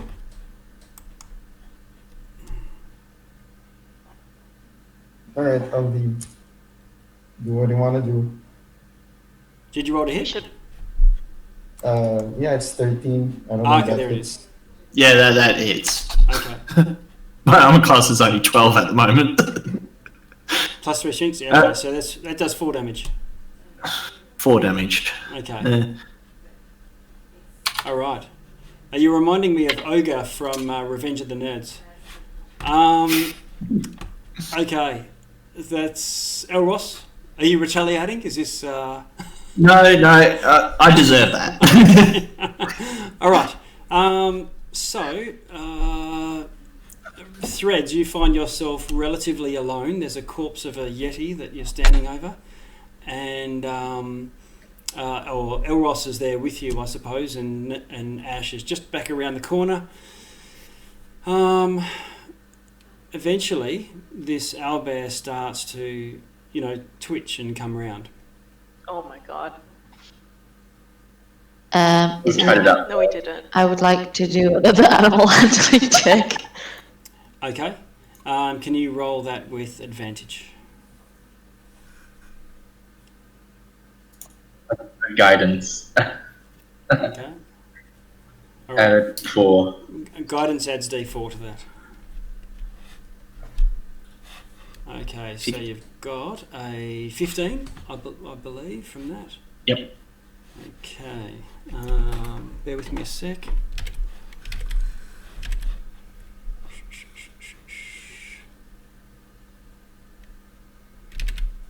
Okay. It comes around. It comes up, bobs its head up, and reaches out one paw towards you, and puts it over your leg, and looks up into your eyes, and then sort of gives this long, slow breath out, and seems to relax. I'd like to give it a ration. Okay, get out some dried fish or something like that. It sort of moves and rolls and sits up, and takes your rations. Great. So it seemed pretty friendly. It's not pitch black here. You're fairly close to the entrance, but still, there's it's pretty dark. Is it seeming pretty friendly? Oh yeah. It's sitting there and eating your food, sitting right next to you. Okay, how I'm just are- like petting it. How are and you stuff. behaving towards it?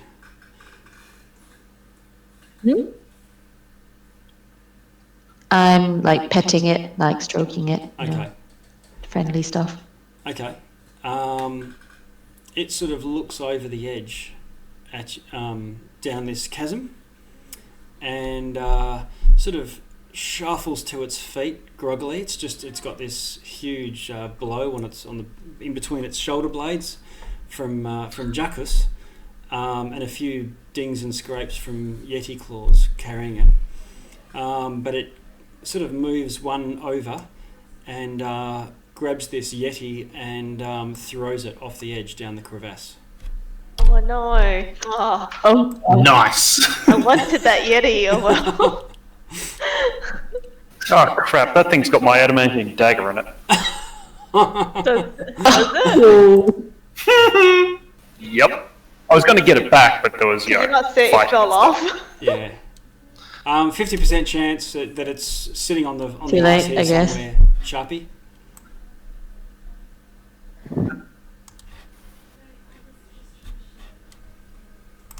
You can roll a D100 or something, and if it's below 50, you get it back.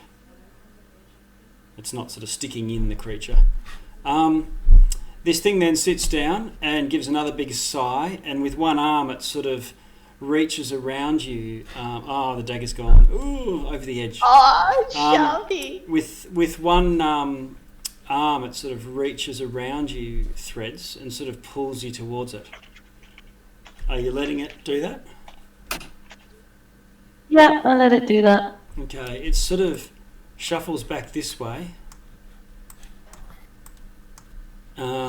until it gets to a sort of more open area, and sort of sits back down with its back to the wall, and sort of pulls you in, and you find yourself just wrapped in these white fluffy feathers. It's quite warm, and the creature just puts its chin over the top of your head and then sort of snuffles down to have a bit of a rest. I am so happy right Threads now. has made a new friend. You're sort of I am so happy. you're sort of cocooned in this owlbear. Thank you so much. Forgotten about Dawn. Made a new friend. Bye, Dawn. You get the bird. No. Okay. Now. Okay, and I just have a rest too. Okay. All right. Yeah. Well, you can feel the sun's going down behind the mountains, and it's going to be dropping very, very quickly. But you find, while over the next sort of 10 minutes or so, the body heat from the owlbear sort of maintains and protects you from the worst of the elements. It's probably better than a tent, to be honest. Oh. I'm just going to move back to Duchess and Sharpie up with this halfling. Oh, and Nina. Yep, you're all there. I know. Well, was Ash able to help the halfling? Yeah, so he's conscious, but able to talk, and eyes are open. He's got lots of scratches on his face, and he thanks you profusely for rescuing him. I'll pass him a ration because I feel like he hasn't eaten for a while. Definitely. He takes it and asks if you've got any water to wash this down. Yeah, and I'll pass him my water skin, or I'll lend him my water skin. Okay. And I'm assuming we've set up camp here, so we have all comfy. I'll ask him, "Hi, friend." He says, "Hello, thank you. Can't thank you enough for rescuing me. What's your name?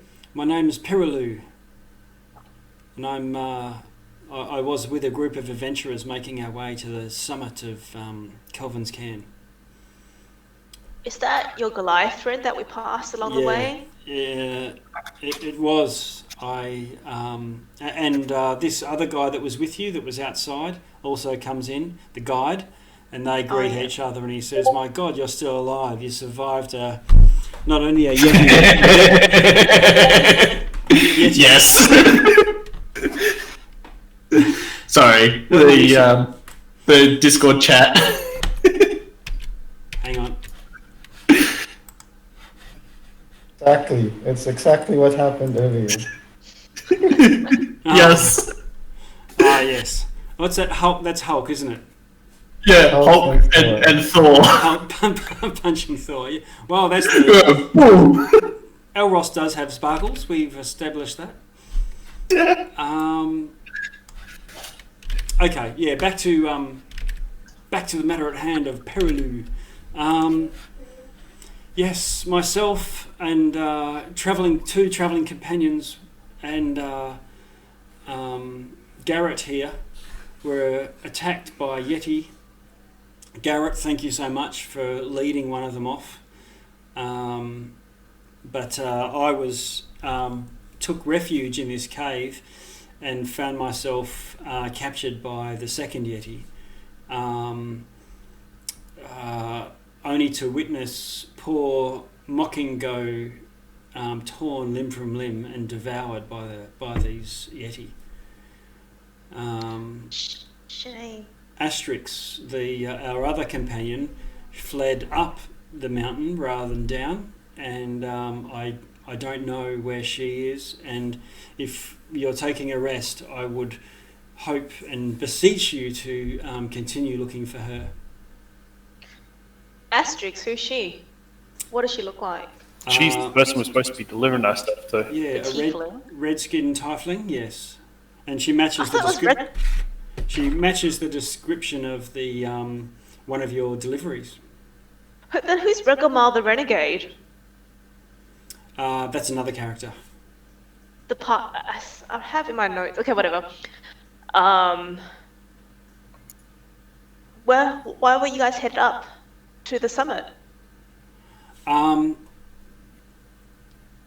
Embarrassingly, it was a bit of a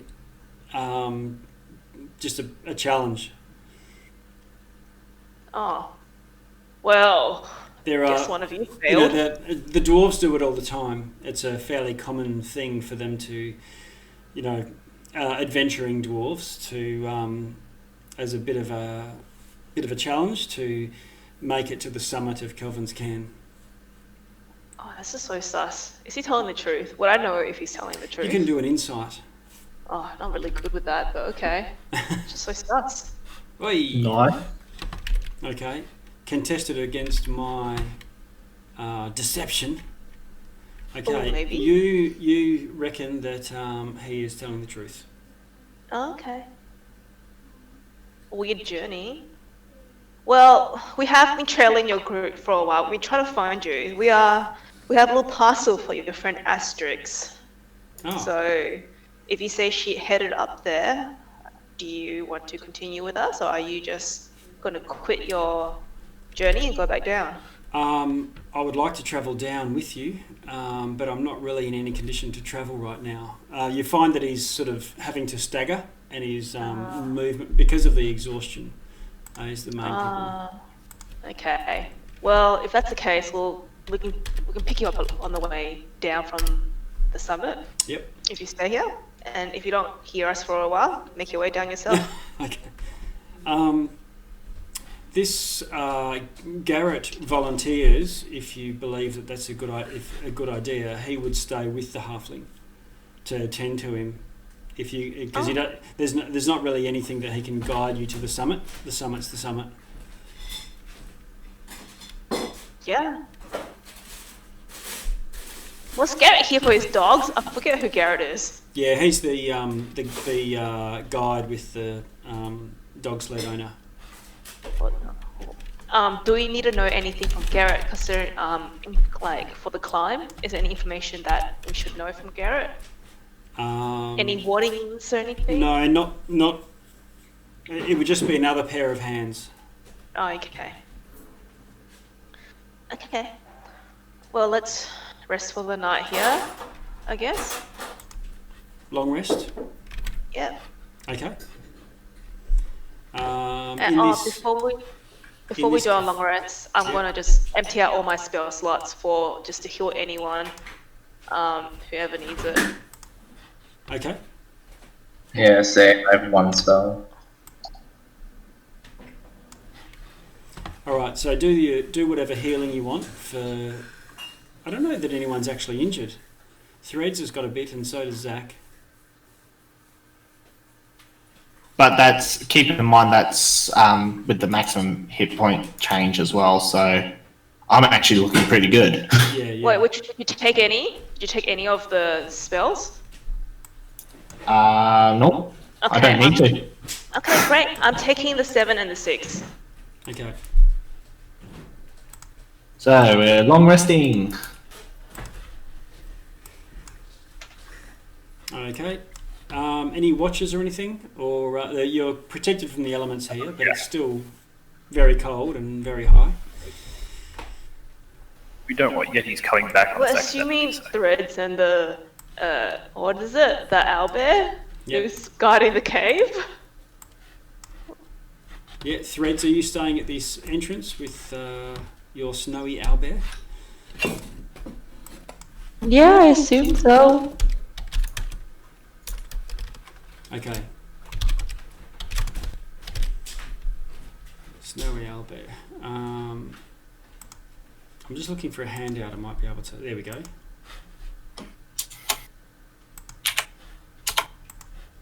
Just displaying the handout of the snowy owlbear, so it's clear what we're talking about. Nice. Cute.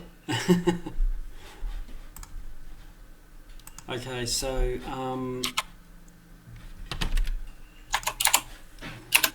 D8. Here we go. Let's see what happens.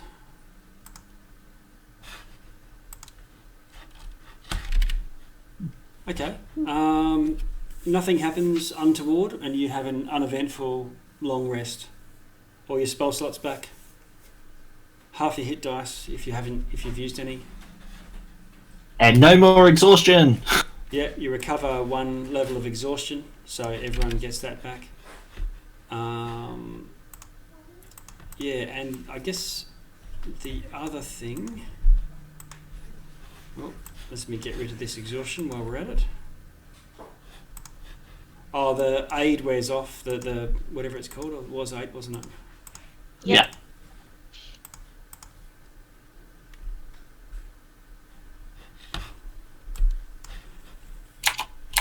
And Threads, your snowy owlbear spends hit dice to get back up to full.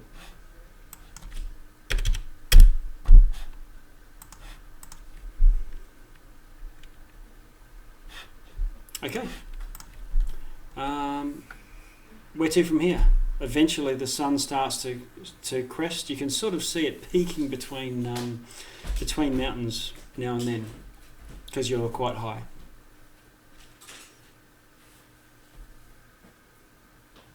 I would like to Dawn if she could fly into that pit and get the dagger nice. for Sharpie. Oh, okay. Yep.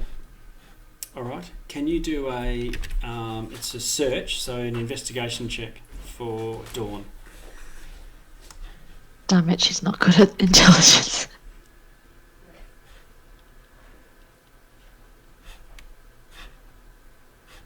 Okay. She comes up without the dagger, unfortunately. Okay, never mind. Sorry, How deep was the Sharpie. pit? 80 foot. Yeah. Do you want to try and climb it? It's not really a pit. It's more of a crevasse. So it gets narrower the further you go down. So Dawn flew down and eventually found the Yeti sort of stuck, but the crevasse continued on as it got too narrow for a Yeti to fit.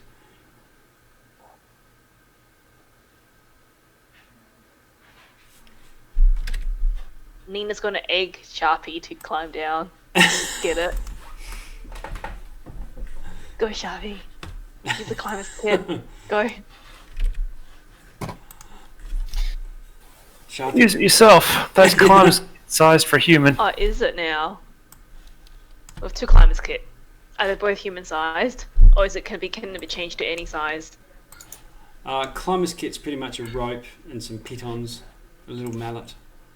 And a harness from memory, I think. Harness? Yeah.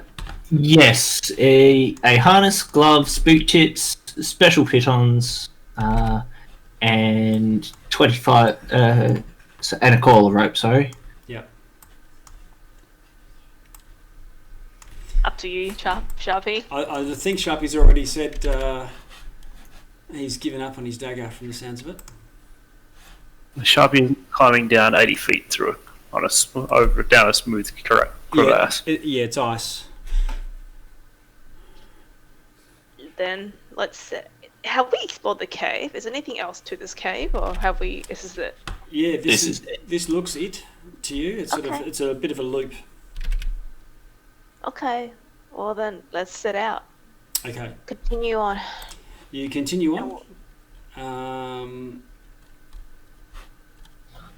At this stage, this stage of the climb, you can tell that there's the more clear pathway. So you're trying to pick a way that you can sort of angle your way up to looking for, rather than just sheer cliff face, and. Even some parts of it look like they're worked. So dwarves have come past and with a pickaxe, chipped away things, or every now and then you see that there's a piton being hammered into a crack and left there, somewhere to anchor off. But the wind is pretty much whipping up.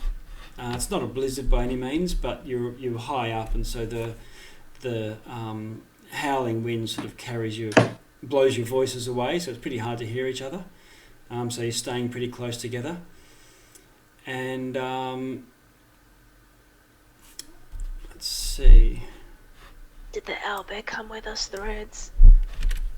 Yeah, Yes. the owlbear is just walking along, following along behind Threads. Oh my god. Welcome. Threads, can you roll a animal handling check?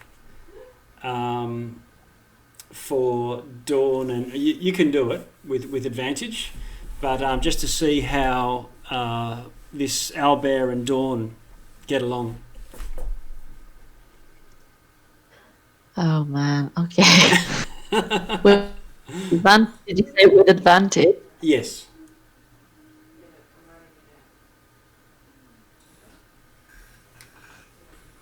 Okay. So Need it. Luckily, well, you didn't even need it with a 19. Yeah. So you bring Dawn over and somehow introduce one to the other, and this owlbear sort of sniffs at the bird, and they see that they're both eating dried knucklebone trout that you've been feeding to each other, and Dawn seems unperturbed, and the owlbear almost ignores the bird, and Dawn ends up sort of perching on the back and sort of almost perching in between the shoulder blades of the owlbear.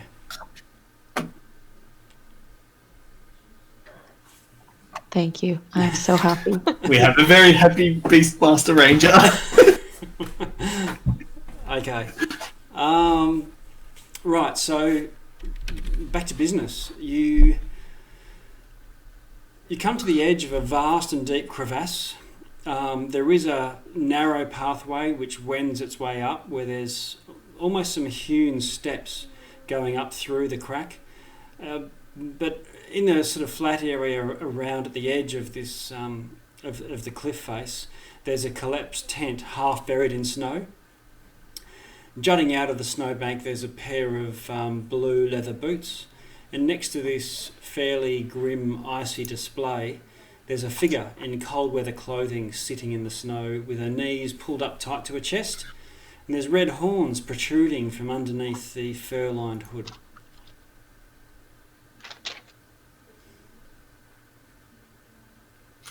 Alrighty, about time. Is the wind blowing? If we yell out if we speak, will the person hear us? You would say that it's pretty hard to hear. Okay.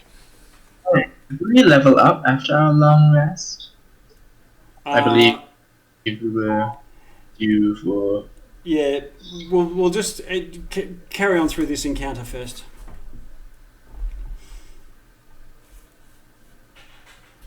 We'll circle back to it, seeing as we're here. Nina. Well, she's gonna. Well, she'll approach. Is her back turned to us? She actually can't hear. She can't see us. Like she doesn't notice us approaching. She's sort of side onto you, but I guess the snow would be a bit of a whipping pretty quickly past you. Might be a bit obscuring. Okay, well Nina will cast light on her short sword and she'll start waving it as she slowly approaches. Okay. And she'll have one arm like up, like to show her hand, and the other arm just waving the short sword to get the person's attention. Okay. All right. So you're waving the short sword around. You don't seem to get any reaction from her. She hasn't noticed. Do we actually have to cross this like narrow pass to get to her? Or? No, you don't have to you don't have to get across the crevasse. It's just it's almost as if the cliff face sort of drops away, and there's a crevasse going up into the mountain. The steps do continue past this tiefling. We can just walk up to this person. Yeah, definitely. Okay, well.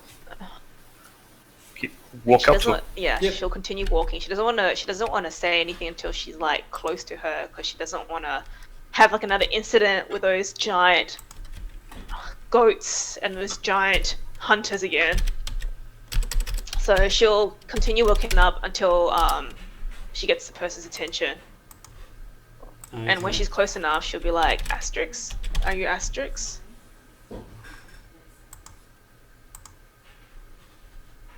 Okay. As you get closer, you can see that there's snow built up on her nose and head. I think she'll get closer and she'll kind of use her foot to kind of poke the body. Yep. Asterix. Absolutely rock solid. Oh, damn. Is everyone around her? Nina will just motion to everyone to come closer. Yep. And she'll be like, I think is she dead, Ash? Like, is she frozen? Like, do tieflings have special ability to freeze themselves? Or what's happened? Can I do a medical check, or is it obvious she just died of natural freezing? Yeah, it looks or like. Or is this like the supernatural? No, it looks like she's died of exposure here, and is completely frozen stiff. Well, It's going to be one interesting waymarker for the next people to climb up.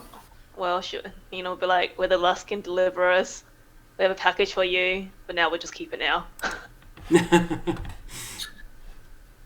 Oh, that's the package we were supposed to get. Yeah, what was that package? Wasn't that the Arcane Brotherhood package, or was that a different package? No, it's a different package. Okay. This was the long cigar sort of shaped package. The rat stone one? No. Was it? No. That was for No. the wrap stone was for a drow. Oh, yeah. The metal box from Macath the Crimson. No, Is the metal box was for this Regamel the Outlaw, or whatever his name was. What package is this? This is the cigar-shaped sort of wrapped package. Okay. Well, we're just keeping this one then. And Nina will start rummaging through the items to see if there's anything of importance. Tent. Does this tiefling have anything that we can take off her? Set of clothes. What are they called? Winter clothes. Yep. Let's have a look. Any money? Any weapons? Any sigils? You find a potion that's not frozen, and a spell book. Oh. Spellbook, huh? Can I have a look at Yeah, that? have it. But Yeah. the potion. Sure. Who wants the potion?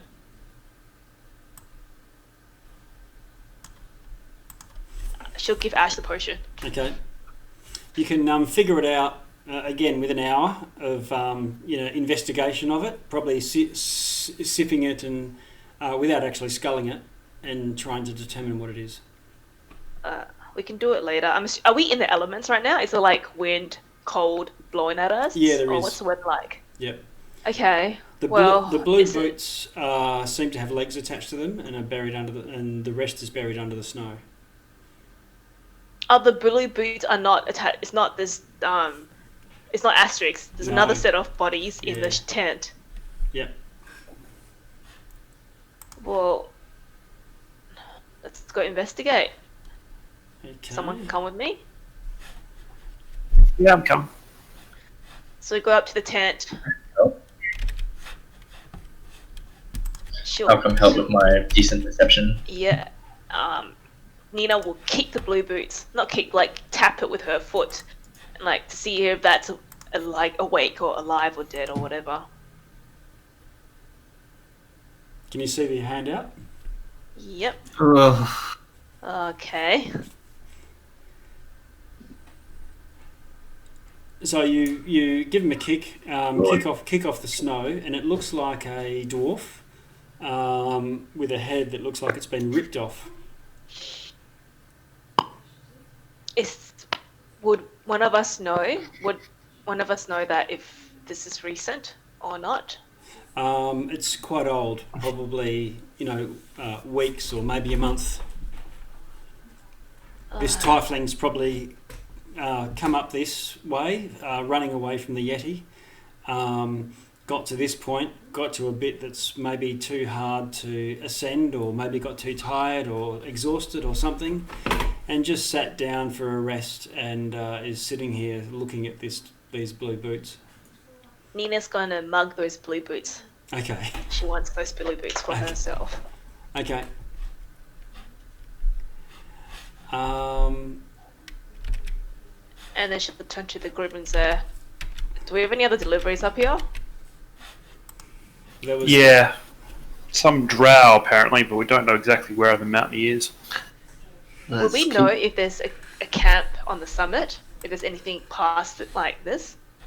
No, but it's that it's a common challenge or adventurer's quest to make it to the summit.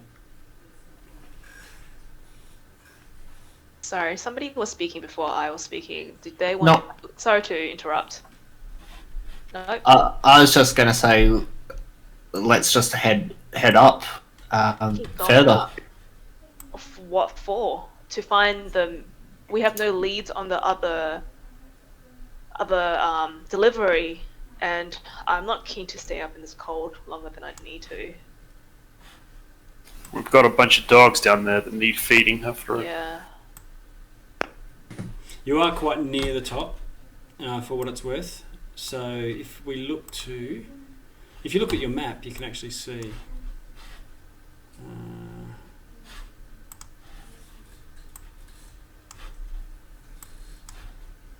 Actually, no, you can't, because I haven't displayed it yet. Here we go.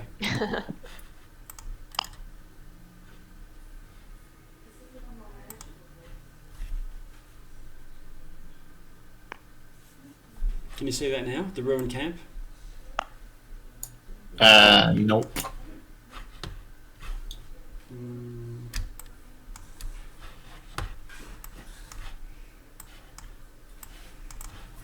Okay. Objects and tokens. I'll grab everyone. Bring you over here. Can you now? Yeah. Oh, yep. Yep, that's good. So we are at the campsite. Yeah. Nina's not stressed. She sees no reason to go up unless, like, if there's a majority vote, she'll go up. But if there's not, she's gonna head straight down. Sharpie is definitely voting on down.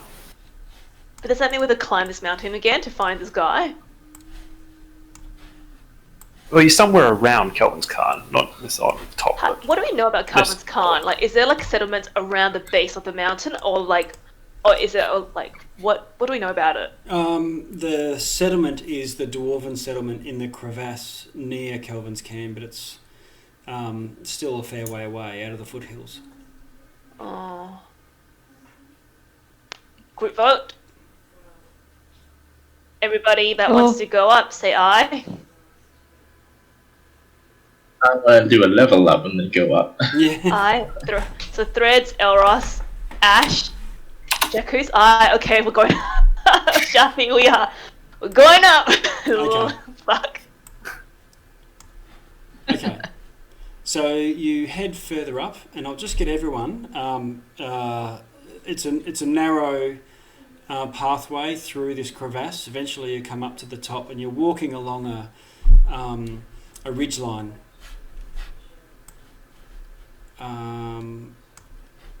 Let's see.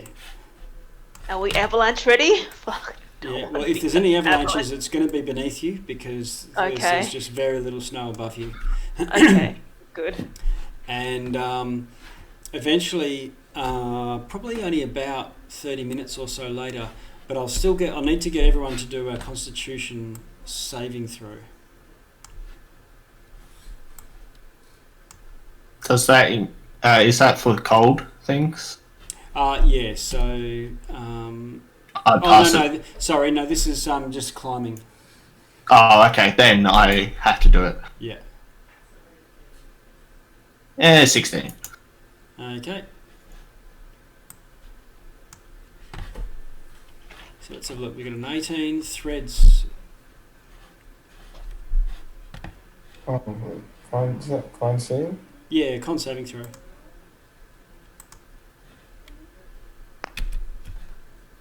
Jakkus is okay. Elros is okay. So it's just thread. So Threads, I haven't seen. Oh, your Sharpie's okay. All right. So Ash? Threads. Have I seen one from Ash? No. Coming through. My thing is a bit slow to. Okay. Oh boy. So all it is about whether you're starting to get tired from your exertions of the climb. Threads and Ash, both of you. It's definitely taking its toll. But you make it to the top.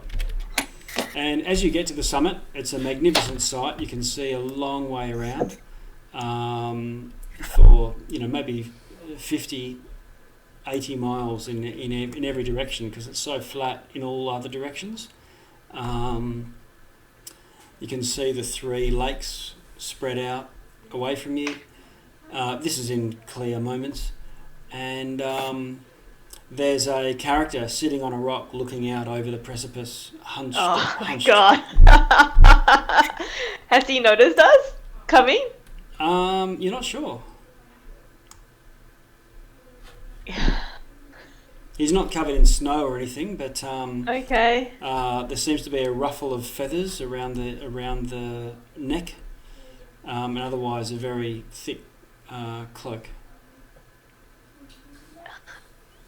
Does he have a feather on his hat? He's got a head pulled over, a hood pulled over.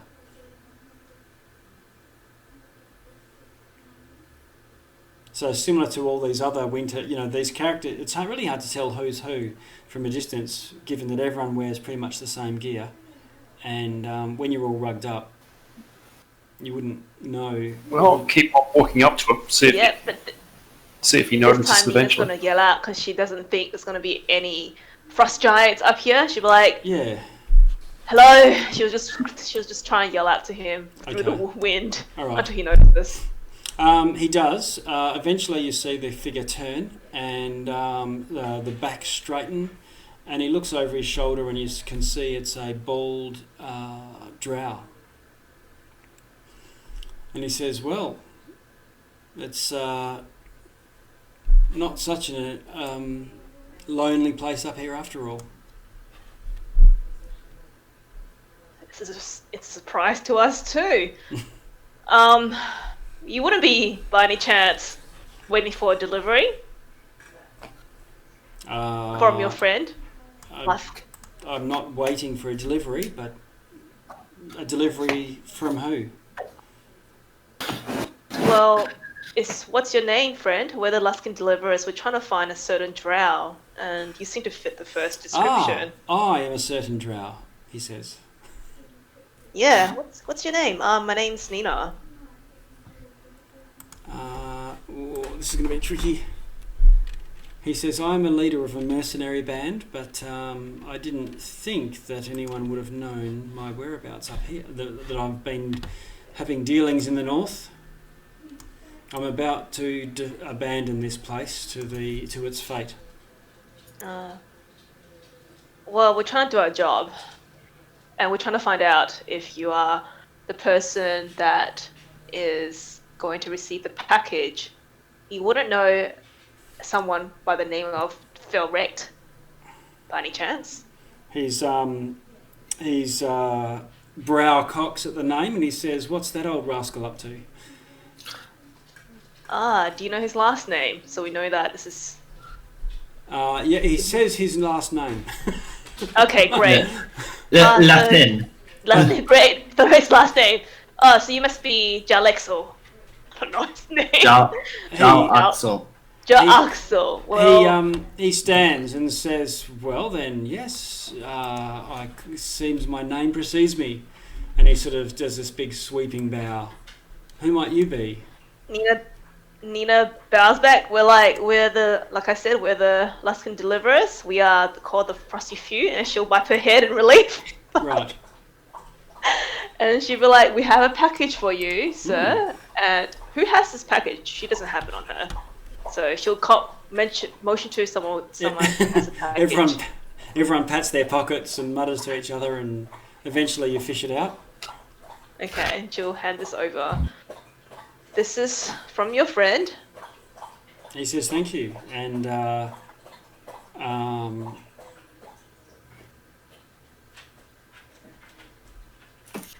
he tosses you some coins.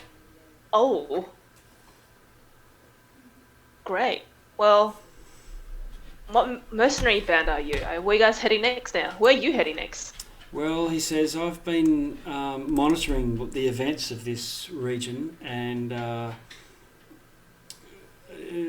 we're thinking of abandoning it to its fate. I'm going to try descending. You get an idea, you get an inkling that descending means go underground rather than descend the mountain. Oh. The way south is blocked. The way south, as in south of 10 Towns? Yes. Or south of... Oh. South of the spine of the world. Blocked? We just came past there. Came through there, didn't we? Well, maybe you came in, but I have high doubts of anyone being able to go the other direction. What's stopping people from going the other direction? He says he's not sure, but there's some sort of malevolent force preventing it.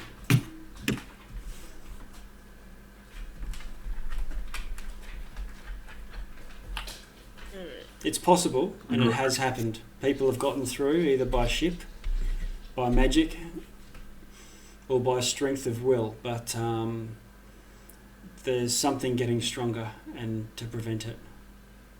And you don't know what it is? I have an inkling, but I need to do more investigation. My group needs to do more investigation. Can you share with us what you know so far? I am not keen to stay in 10 Towns for very long as I need to. Get warm. Yeah.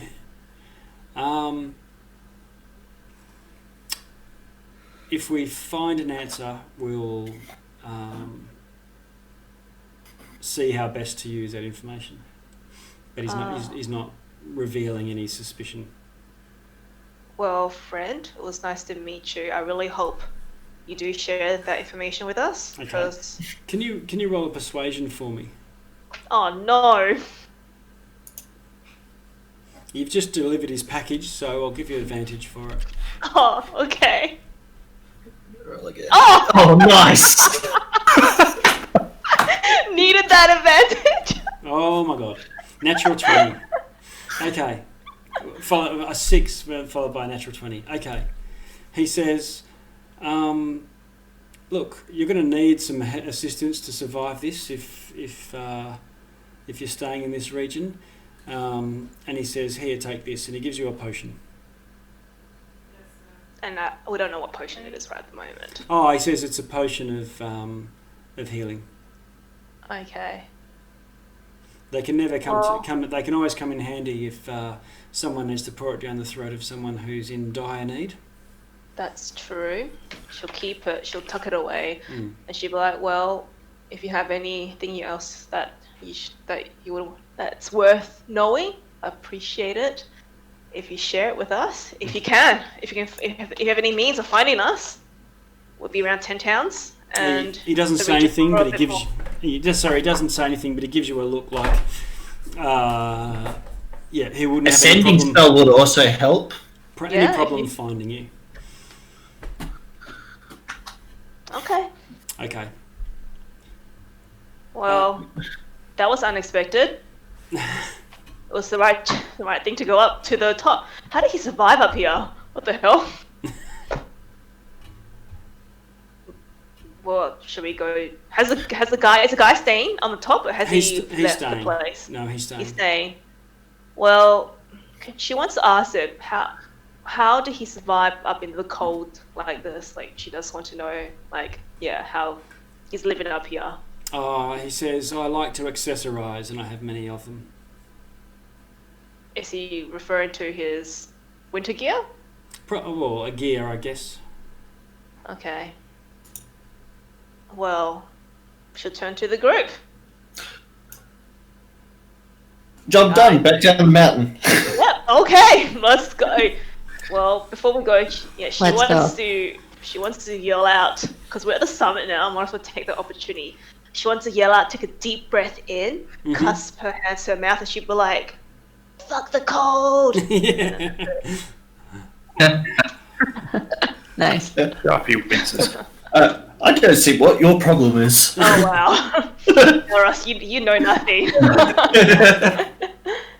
And let's go down now. Okay. Dawn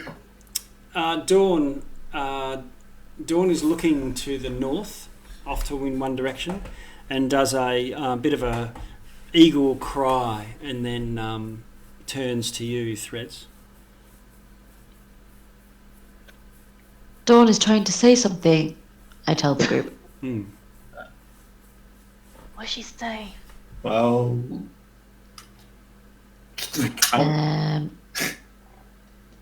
I don't know what she's saying. I don't speak bird. Elros, can you speak bird? I can speak air. We're just going to look off to the north, see if there's anything interesting. Yeah. That's true. Can you do a perception? Yeah, roll? let's have a look. Everyone can do one.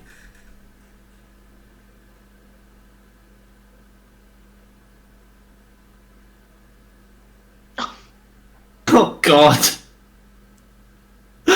4, 6, 5, natural 1. Got a 12 from Jackus. 9. 18. 18 from Sharpie. Sharpie's got something. Sharpie, you don't see whatever Dawn is looking at, but you can tell that Dawn is looking at the coastline.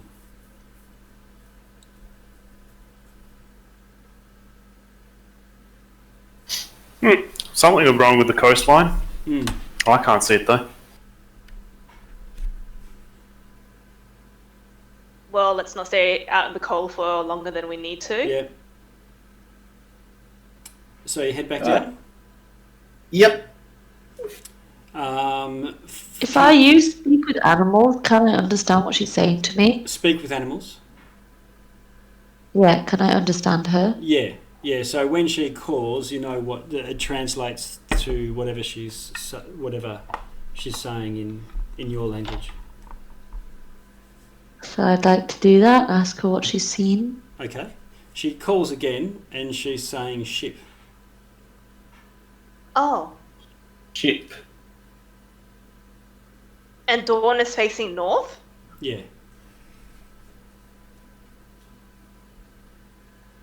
Hold Hold on. What's north? Can we see the map? Sorry, it's Yeah, please. Can we see the full size map? Yeah, sure. I'll shift us across to that. Is Thread sharing this with information with us? Not straight away because I'm not. Okay. I just haven't. She hasn't finished what she's saying to me. Obviously, Okay. Let us know when you share it with us. I would. Whoop. The northwest, by any chance, is that where she's looking?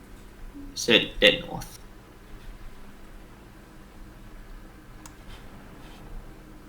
She's looking in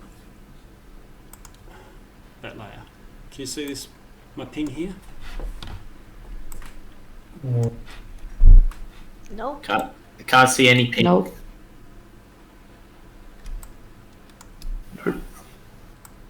Can't see it. No. Okay, I'll try again.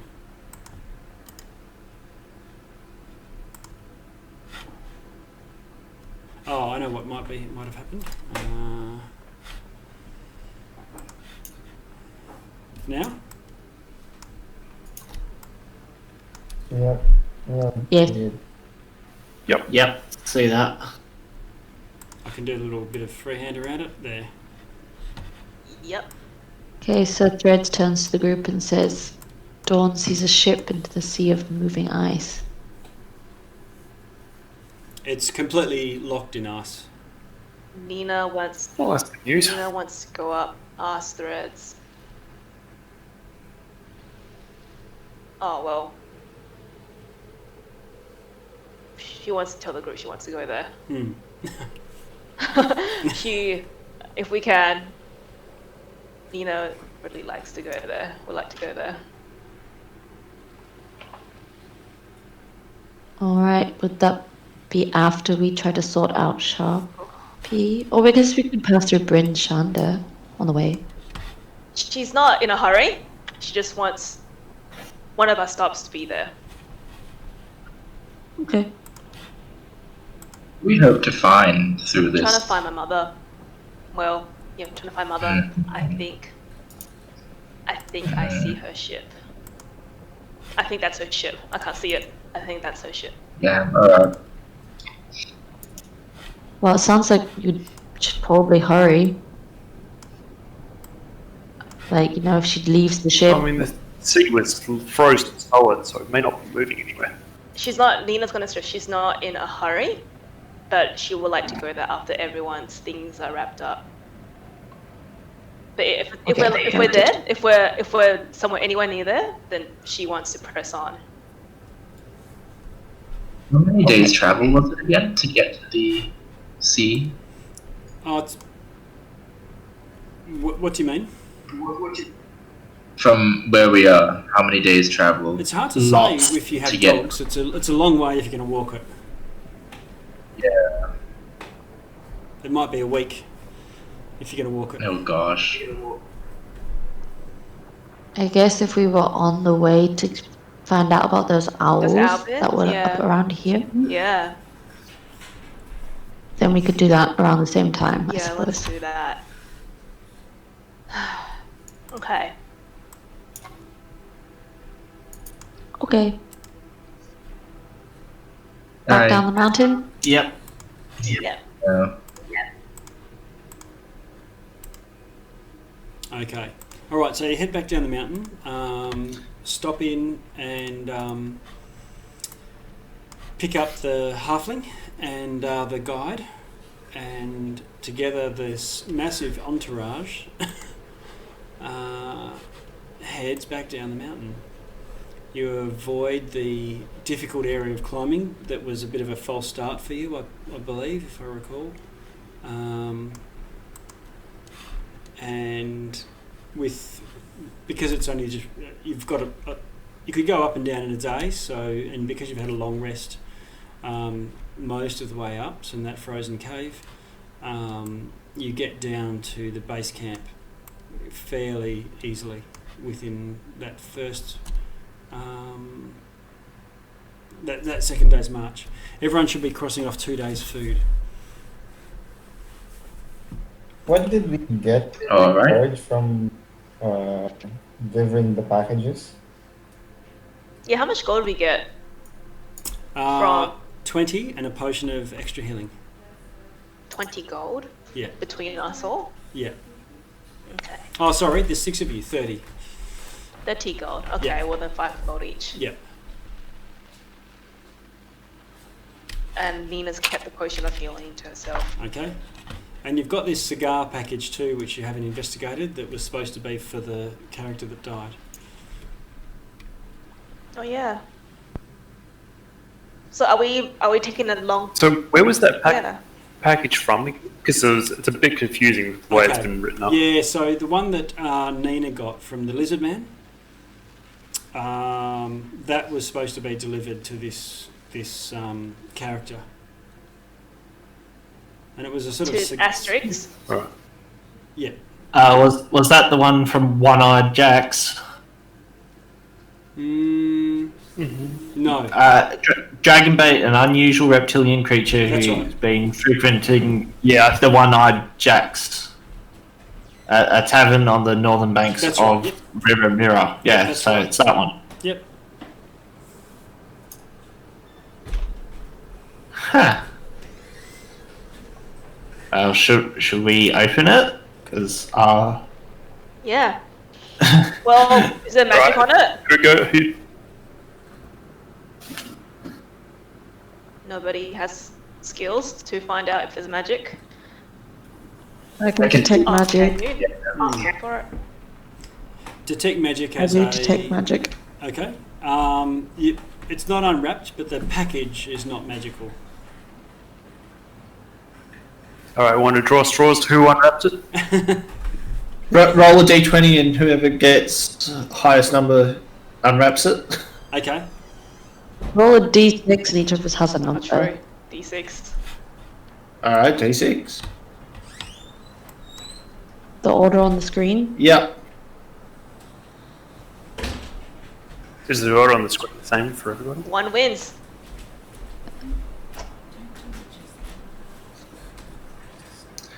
So it'd be on order of DM screen, I reckon. What am I missing? So is there any... There's no ones. I've got a twos. 1, 2, 3, 4, 5. We're missing one person. I think it's Jacus. Oh no, you've got Yeah. a two. Yeah. Well then, Looks like Threads may be opening it. Okay, threads with a 6.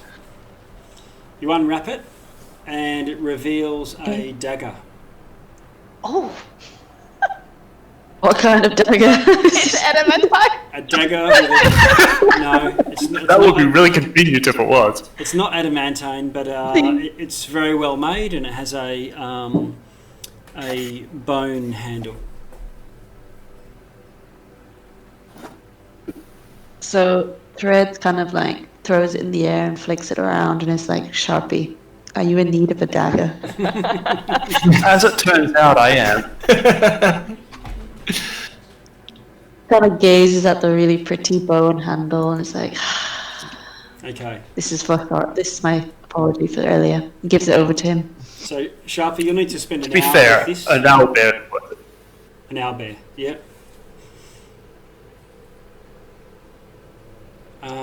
I apologize on behalf of the owlbear then. Okay. Sharpie, are you spending an hour with this dagger to try and figure out what it does and how good it is? Yeah, if we've got time after we've done our climb down and done all our stuff. Yeah. Oh, you're Yeah, down we're at the base camp. You're at the base camp. Yep. So yeah, Um, I'll be doing that. Everyone is doing Head their studies for what it will take to become 4th level, and everyone can go up. Oh, we're leveling up. Can we Oh my god. Yay. can we take a 5-minute break as well, just to get a drink? If that's Yeah, okay. definitely. And I'll paste into the chat what items you have. But in short, you've got a potion of invisibility, which was the potion you got off the tiefling. You've got a +1 dagger that does an extra D8 damage to undead.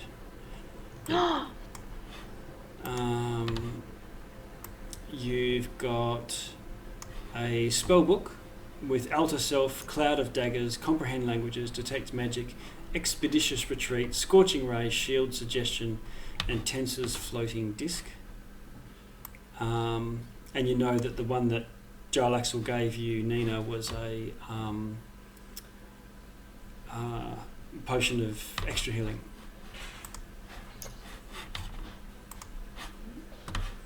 So on that, while everyone does their levelling up, I'll pause it, and we can come back in 5 minutes. Okay, thanks. We'll Great. see you soon. Okay. So Threads, you've gone up to 4th level. What does that do for you? I am more dexterous and more wise. Ooh, okay, so everybody gets... that's right, level 4. Everyone gets to pick a feat or ability scores. This is a good level. So wisdom and dexterity. Yep, and they both were odd numbers, so they both went up a modifier with one. Awesome. Okay. What about you, Jacus? More stronger and scarier. Scarier. You can't be scarier, possibly.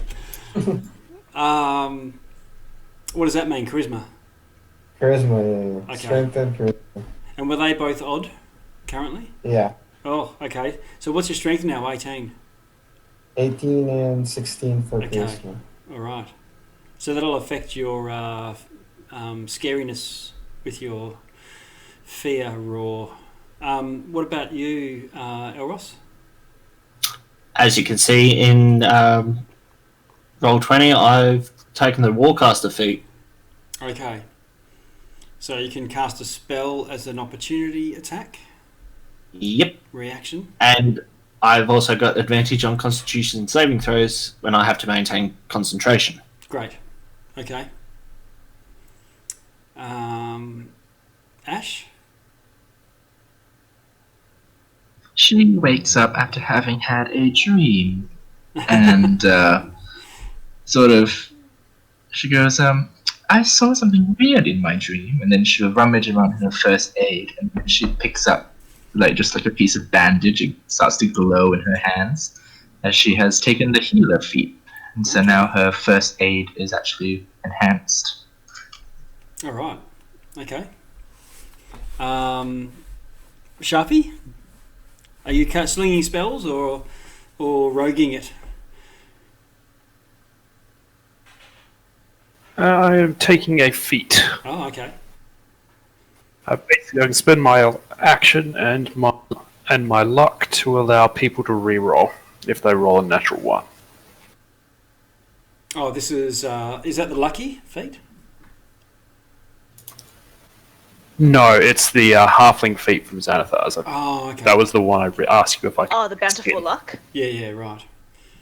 Correct, yeah. Okay. And Nina. Nina might have a more commanding presence, and she might be a little bit more charming than yesterday. Right. Okay. So 2 charisma, is it? Straight. Yes. Okay. Just straight charismas. So what does that put you at 18? Yes, it does. Yeah, okay. Gives me an extra bardic inspiration. Yeah, because you're going up to the +4. Okay, so if we come back to... You're at base camp. You've got your 2 dog sleds that you came with. There were 6 dogs as well there's 5 dogs that you rescued. So I think that you're all going to be able to go out on dog sleds this time round. These are all owned by Garrett, but and loaned to you for this purpose. Plus, he's retrieving his own ones. Let's see. Threads, have you got a name for this owlbear? Oliver. Is this owlbear for keeps? So far, it's That's awesome. Are you a Pokemon trainer? Yeah. Maybe. Oliver, right. I was going Oliver, as in Oliver Twist, Artful Dodger. Okay, cool.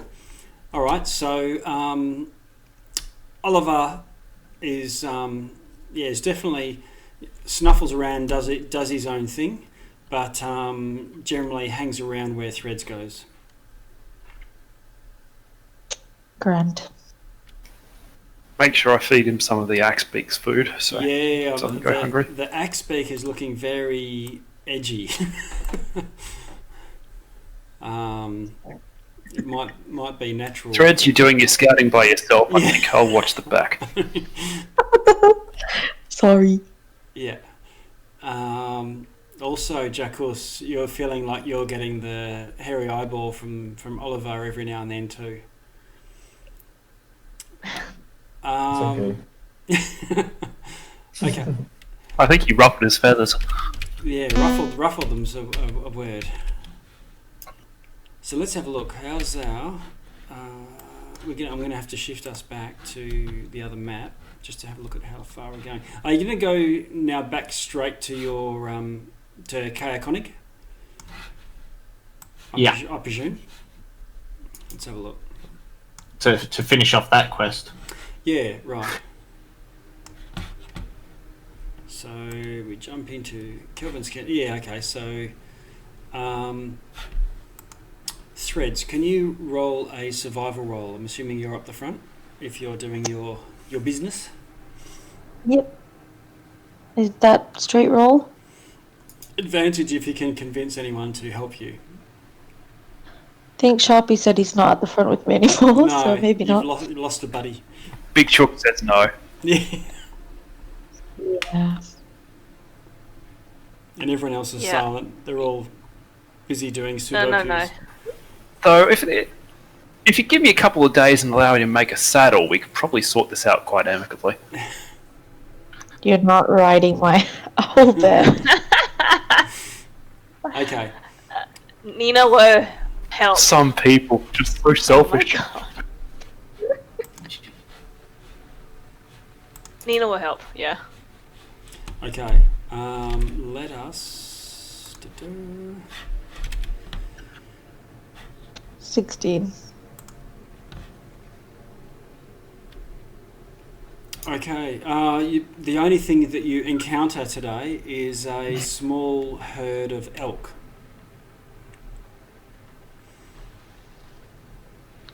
Does anybody need meat? We could make rations out of one if we could hunt one. Anybody? Do you know I have if enough for elk, 10 days. does elk attack in herds, or can we single one out? They're staying pretty close together. It's their general means of survival. There's one of them. Are there any weak-looking? The one that's watching you, its horns are glowing. Its antlers.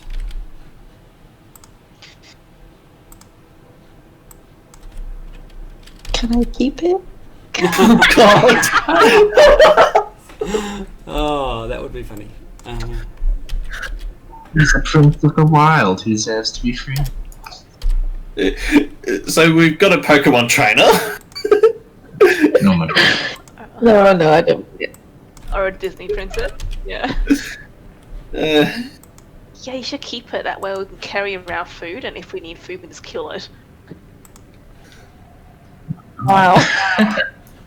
Pretty much the same as the owlbear, really. Yeah. Sharpie, no. Walking food rations.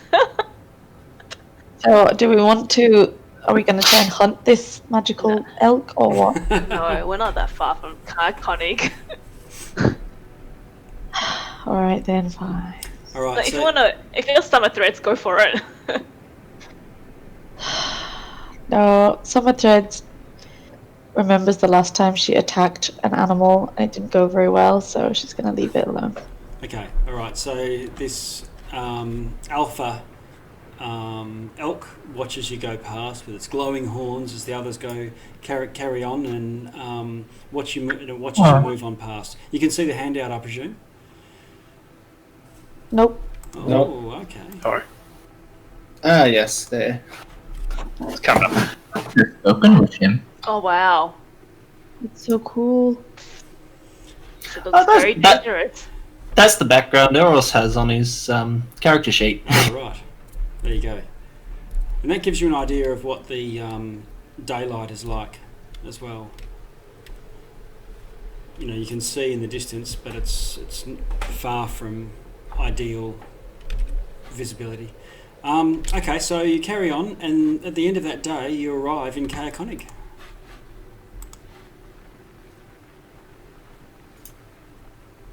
I guess we head back with the dogs and the guy. Yes. To- Garrett gets back home and is welcomed by his wife, and the others come out, and there is much rejoicing.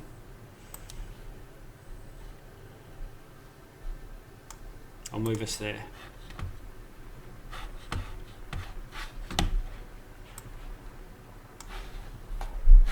Hook, line and sinker, which is open. That's the tavern, I believe. Do we have plans to bring the frozen guy with us, or is he just still like? Were we meant to bring him down to so Chandler? now you've got the frozen guy. That you can pick his body up from in cold storage in Caer-Konig and take it with you if you choose.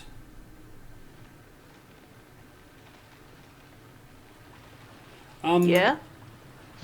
How long are you spending in town here? What time of day is it? You would have spent a whole day of travel to get here. So it'd be Evening. borderline nightfall. Yeah. Stay the night? Fresh Okay. start in the morning. Yep. Okay. Now from here on, you would need to walk.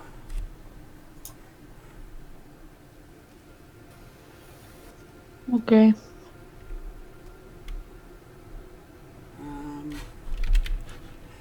That evening, doing anything in particular? They'll as before. I'd like to buy some rations. Okay. Yeah, definitely need to shop. Okay. You'll find the prices for the rations are about double what it is in the player's handbook. But buying them from Frozen Far Expeditions, where you just rescued the husband and owner, that you can get them for a regular price. Okay, I'd like to buy 6, please. Okay. I want to give 3 away because I'm overweight. Does anybody want to grab 3 rations off me? I've got 10. If anyone has less than that, they can have it. But otherwise, I don't mind. Sharpie, are you buying? Did you need rations? I'm buying You some, can't- yeah. Do not grab my 3 because I can't carry them at all anyway. Sure. Now you pack on the Axby. The guy in Frozen Far Expedition says if you're interested in buying dogs and sleds and so on, he's got some for sale. Can we not get the axe speak to pull a sled? That's what Sharpie's been doing. So he's had the Axbeak pulling a sled. In emergencies, yes. Yeah. Because it makes sense for us to grab axe speak so we can do solo travel. Can axe speaks? How many axe speaks are needed to pull a sled? One Axbeak can pull a sled. With people on it? Yeah, so the sled could have. I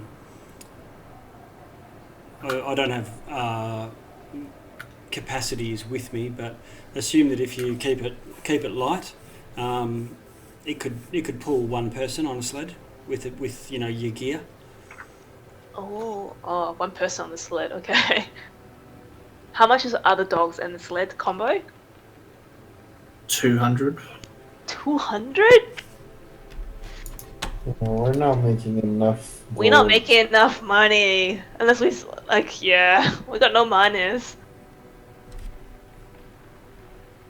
How about the owlbear? Can he pull it? Not really. He'll not take to a harness and that sort of thing. It's still a wild creature. Yeah, never mind. Sorry, DM, I forgot to ask you. Those blue boots I got during the rests at base camp. They weren't anything special. They were just a pair of blue boots. They didn't radiate magic. Okay, she wants to try and sell this off to the Frozen Fire expeditions. Okay. You can sell those for half of whatever boots are in the player's handbook. I can find that out pretty quick. Even though it's a blue pair of boots? Anything special? No?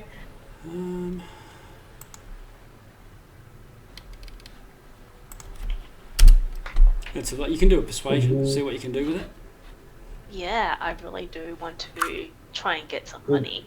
I'd be like, Did we get anything from bringing back the guy to? Yeah. Let's have a look here. she wants to sell it up. She's like, this is blue. It's the color of the sky. We found it from the famous Blue Boots skeleton up in Calvin's Khan. It's one of a kind. You'll never find it anywhere else. Okay. What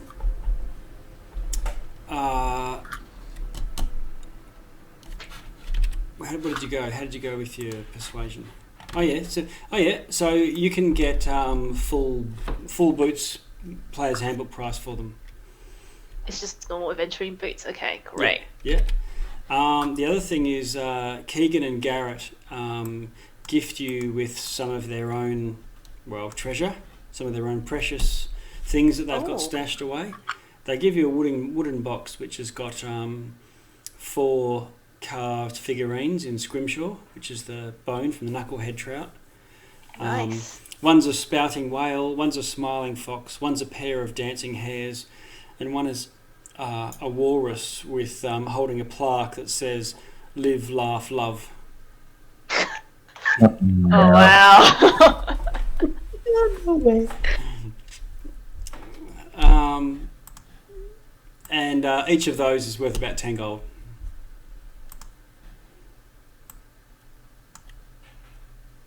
So 40 gold reward there.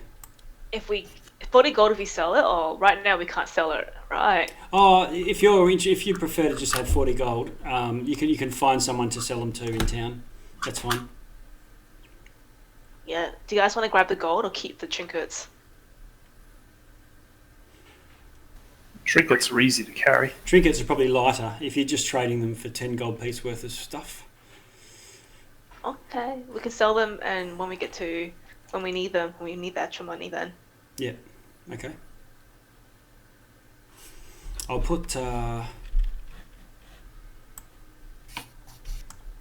Would they be able to appraise the spellbook and give us a value on it by any chance, or? You can ask around. Can you? Do you want to roll a?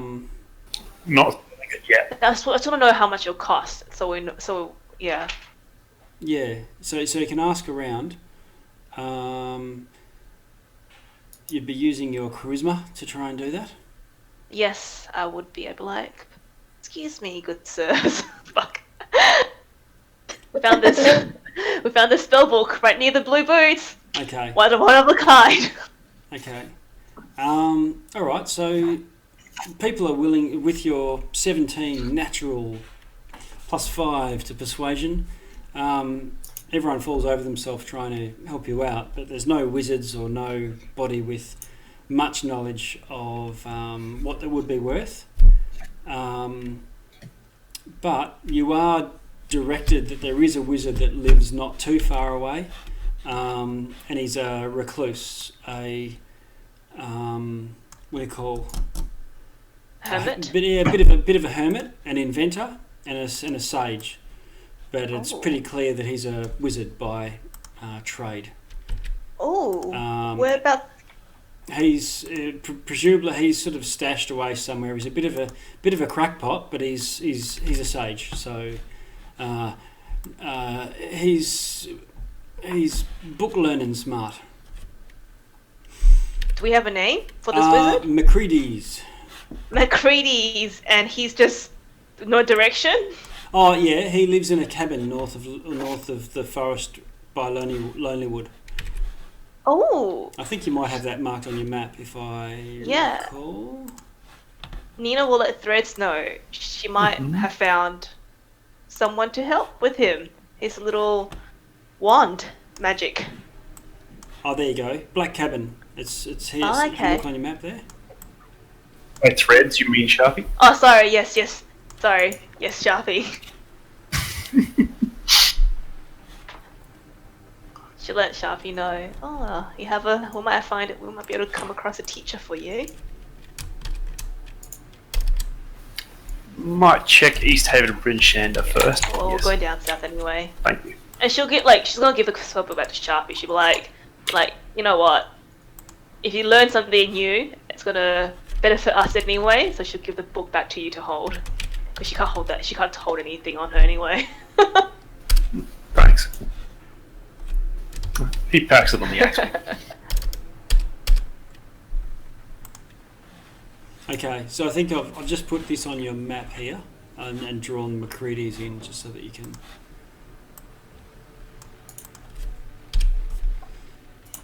Macready's lives here. Okay. Rumours, I guess it's possible you're staying the night. Let's have a look.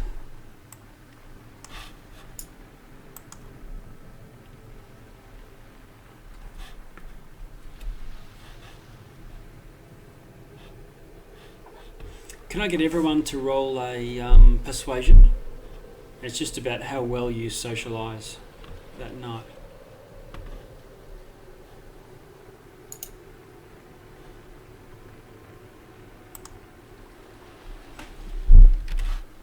How are we doing? Persuasion. Oh, 2 from Sharpie. Cripes.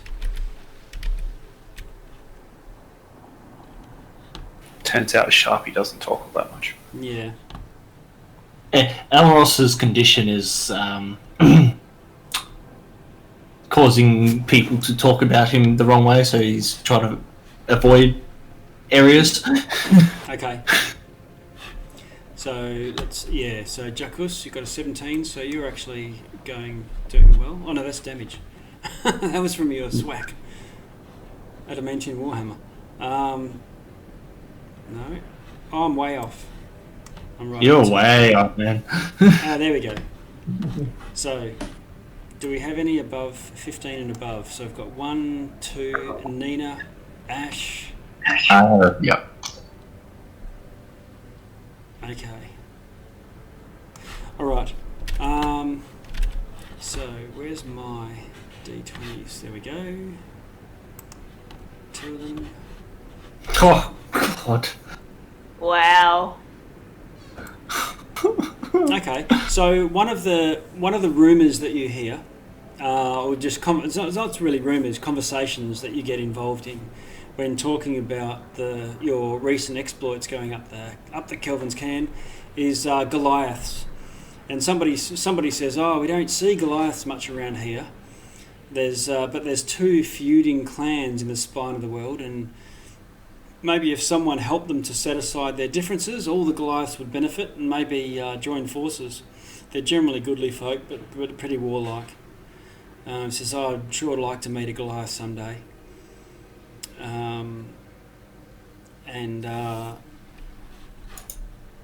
That's it. That there's some sort of feud going on between the 2 Goliath clans nearby.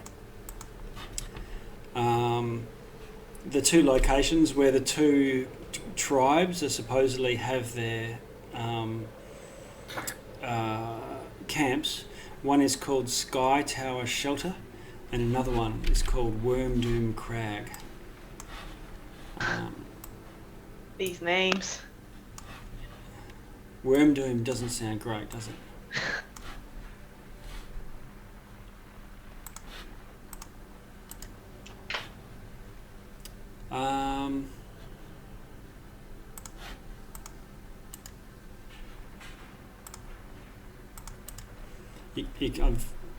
We're on the map there, so you should see Sky Tower Shelter show up. Mm-hmm. And Wormdoom Crag's actually not too far off from it. Uncomfortably close for any glass. And what was the other one? A 4.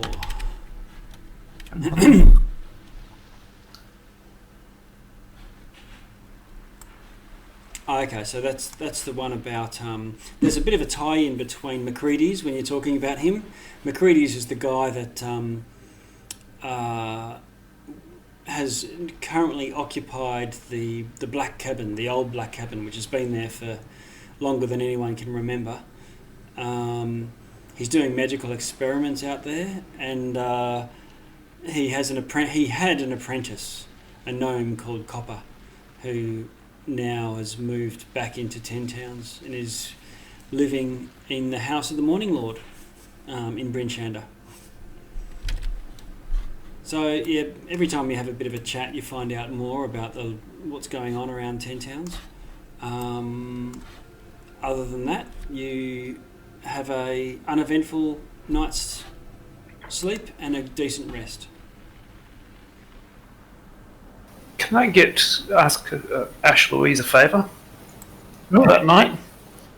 I just want you to have a look at this thing in me and see if it's moved or gotten any bigger or changed shape or anything.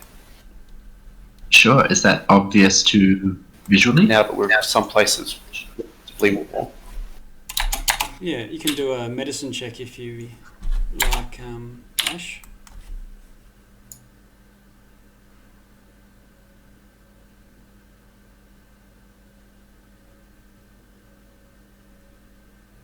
Oh no. What is it? Takes a while for it to come up with me. Usually you guys can call it out quicker than I can see it. Oh, wow.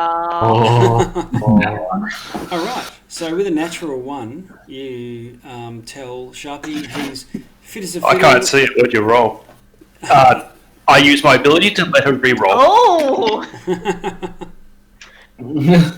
Comes in handy. That's not the creature, Ash. That's not the cigar-shaped bowl. The other big lump. Almost disappointing as well. Snigger. Okay, so it's actually I think you rolled pretty well last time. You believe that it's not a disease, so you probably better. It's not something that you can identify, but you can sort of rule things out. You don't think it's a curse. You don't think it's a disease or a poison of any sort. You do think that as you're sort of feeling around inside Sharpie's sort of stomach region, trying to feel around, you do feel that you do sense something that moves away from you, and there's movement inside his abdomen. There's definitely something responsive to your actions which Sharpie has no control over. You do also think that it's possible that the creature, something like this, could affect his mind as well.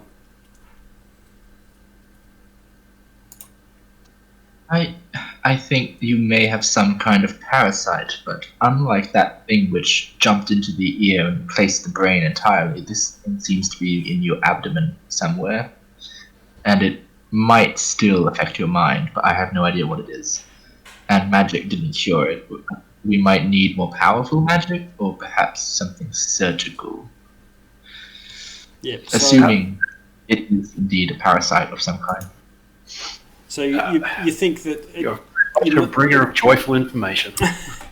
So you think that there's two pathways, Ash, that you might pursue. A knowledgeable mage, or historian or researcher, someone with expertise in some area, might be able to shed light on what this thing is. or a powerful cleric or priest or healer might be able to remove it. What was the first option again? Oh, just a powerful someone. The most difficult thing is, in a way, identifying what the problem is, and that's probably more a intelligence-based skill. But it's unlikely that magic, as in wizardly type stuff, will be able to get rid of it. It probably is, priestly magic that can do it. So you might need both, or either would be able to help but in different ways. Yes, I hate to say it, but this might be a second reason to go talk to the Arcane Brotherhood at some point. I'm not sure there's any other very powerful society of arcanists around here.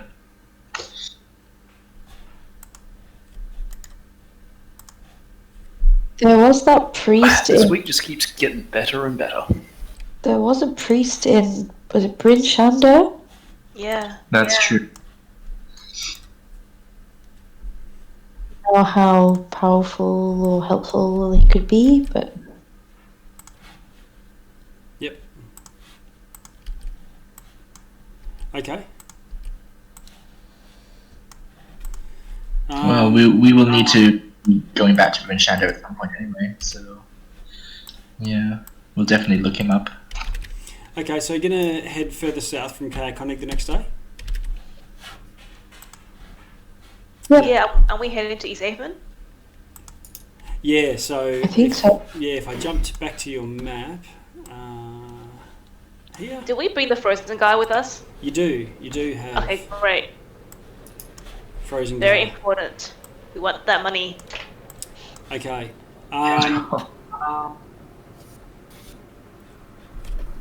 Who's doing the tracking? Is that you, Threads? Threads? Once again, do you want to roll an advantage? I'll just assume that the party nuts their heads together. So if you just roll an advantage roll for your yeah. Okay, cool. 24 and a 22. So no problems there. The next it's going to be 2 days. So cross off. Oh no, 1 day. We'll get you to Caer Dineval. That's a decent roll. So you make good travel and get back to your home base.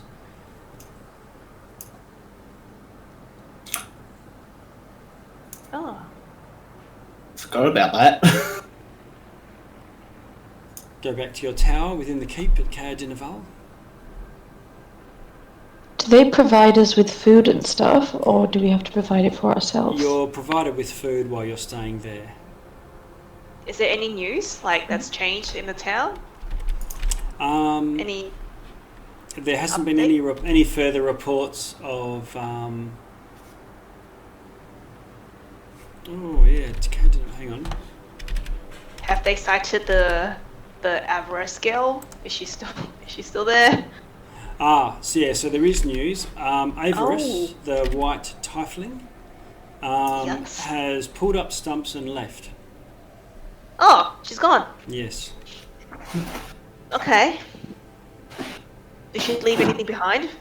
Or a message for us by any chance? No. It looks like she's packed up her gear, and whatever she was doing is either finished or she's moved somewhere else to stage 2 of whatever that was. She seems like someone we could have asked for help with unknown shit. She seems like the knowledgeable type too. Mm. If we ever Yeah. see her, we can ask her too. Having her here would have been actually kind of handy. Yeah. Well, nothing else new then. So we take a rest here tonight and keep going south. Yep. Okay. That night, there is a group of whalers in town. Most of these towns, the fires that people have are whale oil, not wood. There's just not enough forest. Lonelywood and Goodmead are probably the only 2 towns that have wooden fires because they've got forests nearby. So So there's whalers delivering whale oil, and they bring rumours of a pirate ship called the Dark Duchess, which is only about a quarter of a mile offshore and completely frozen in ice. But they're certain it's not going anywhere as long as this dark winter lasts. There's no way there's a thaw coming. But what they're talking about is they think that this pirate ship is probably full of treasure.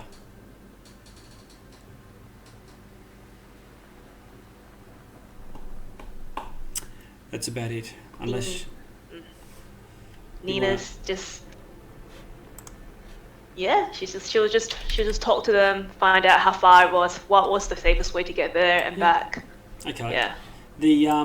They say they saw it from a distance as they were travelling along the coastline with their whale oil in sleds, and it coincides with what's marked on your map. So it sort of corroborates what Dawn said that she could see. Did they say what travel path, what what road they took, or like where did they come from? Did they go from Rime, or did they go from? Yeah, okay. I'll mark it on the map. Is that where we are? No. Oh yeah, we are on the map. Okay. Yeah. Yeah. So if I draw it freehand here.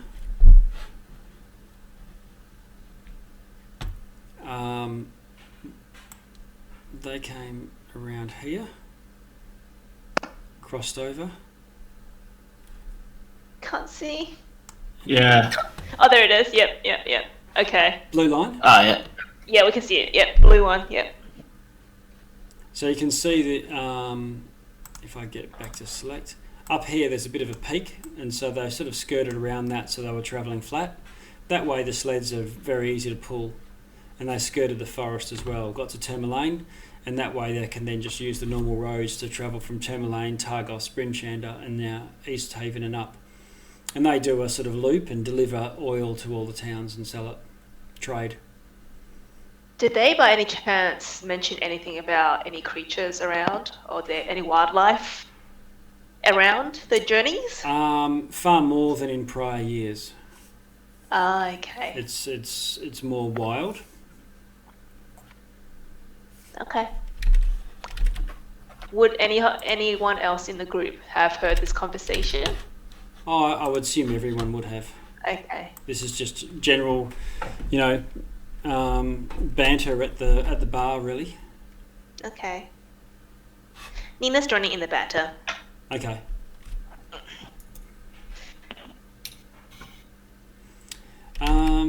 Other than that, that's all. That's the only events of your Cayo de Nival trip.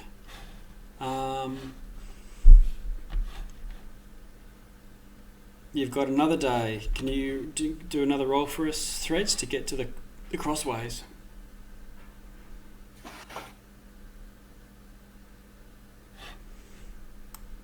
Okay, another 23 this time. So you travel for another full day. You don't quite make it to the crossways, but so everyone would need to cross off 1 day's food for this. Red, is my feeding your owlbear? If you don't mind, I can give you money for the food if you need. We can talk about it later. No big issue. Thank you. Okay. And then you have a cold night out in the open. Can you roll another one for me, Threads? Day 2.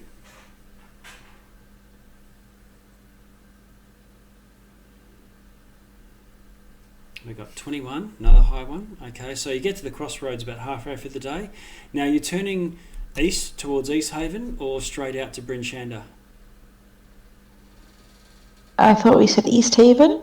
Yeah, because we're doing it for Elros, right? And Sharpie, maybe And find Sharpie, somebody. that's right. Yeah. Okay. Also, maybe check out the Durga yeah. thing. Do we have Okay. any deliveries in East Haven by any chance? We do. By We memory. do! Ooh! Well then, we're going to East Haven.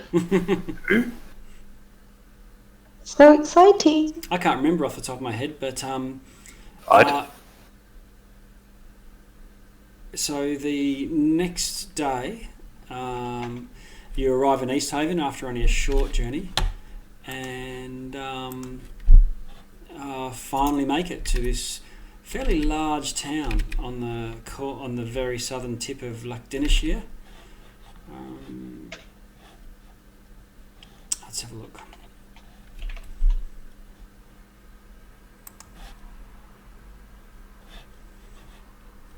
I'll shift you to a map of it. Might be easier. There we go.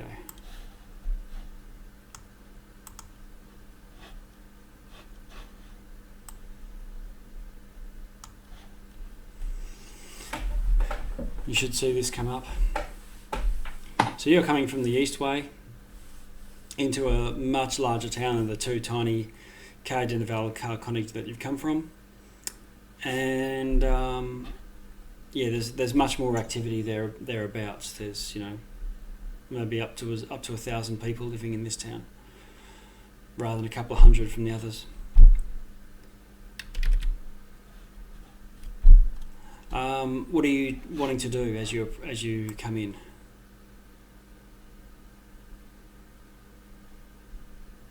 I'd like to search for a quest board. Okay. Or a community notice board, actually, as it's called. Okay.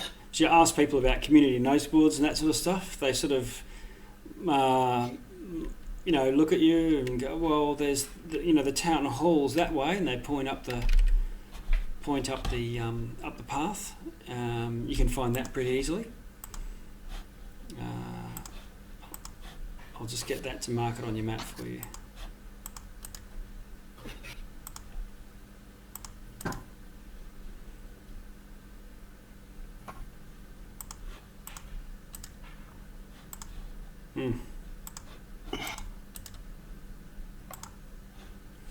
Okay, so should be able to see that there, the town hall's marked?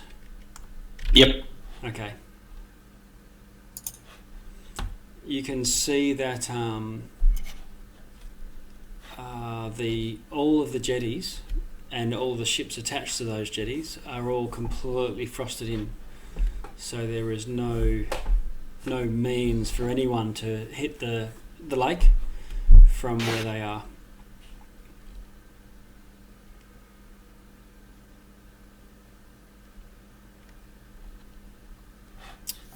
Okay, and when you get to the town hall, it's not as if there's not really a notice board as such. Where you can just go and pick up adventurer type jobs.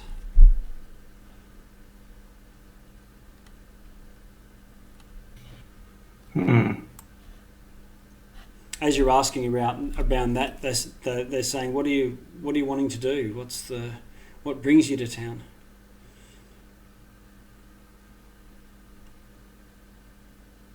What brings us to town? Just finding coin.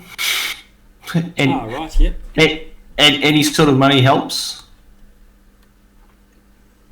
Okay.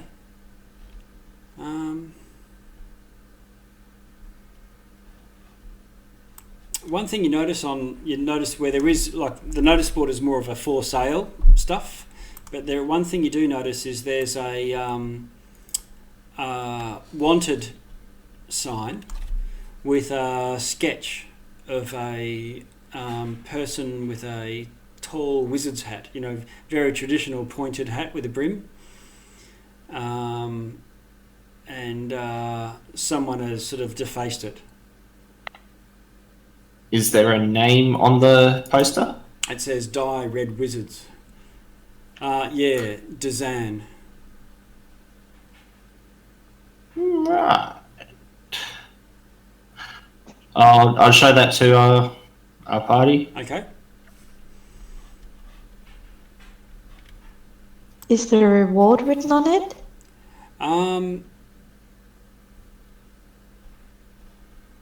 Yeah, there is. It says wanted dead or alive. 100 gold. Wait, is this the person we killed? No, it's not. Oh. Shazam. It's another quest. Oh.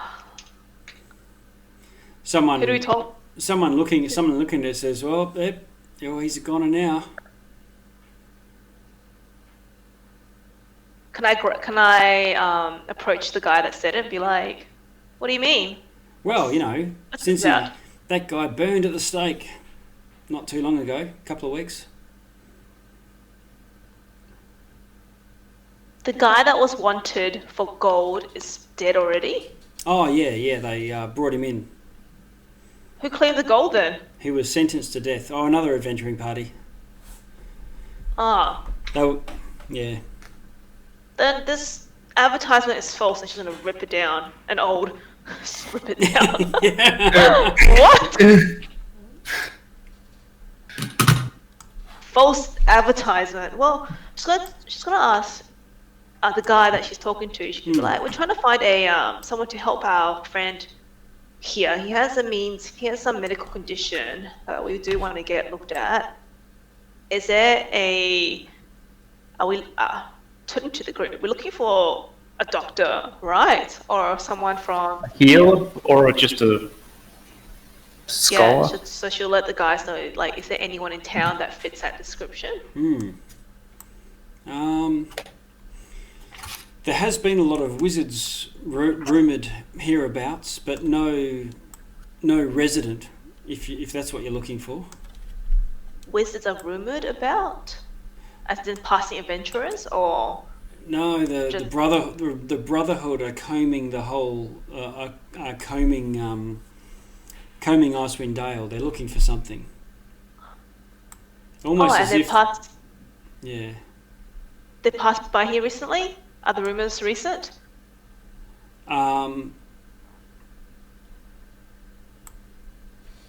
Let's see.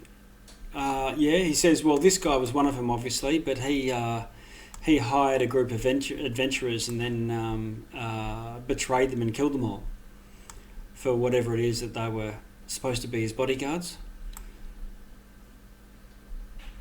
There's another one, another Arcane Brotherhood member, a white albino tiefling. Oh. What about Tell them? us. Yeah. Don't know. She's just. You hear rumours of these spell slingers duking it out. They're in competition for something. They're looking for something.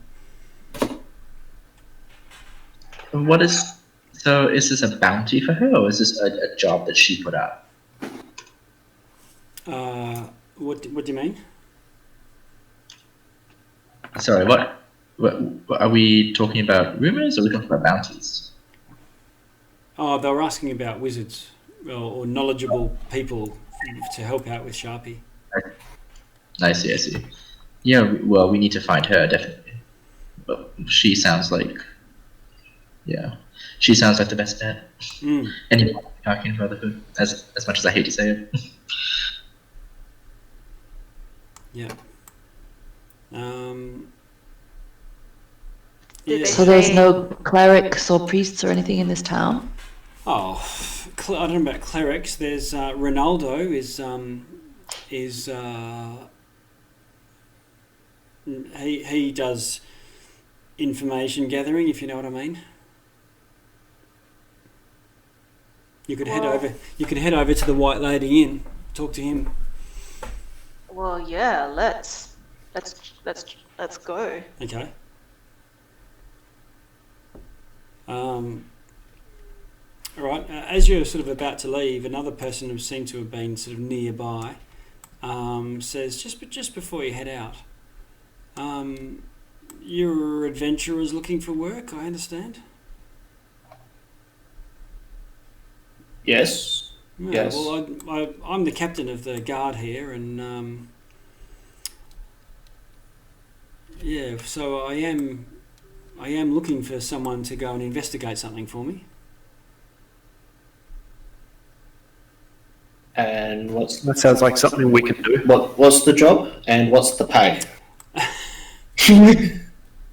All right. Well, I'll tell you what. You're heading over to the White Lady Inn. He says, "Come and see me. Go and do your business, and I will, and come see me tomorrow. We've got some missing fishermen."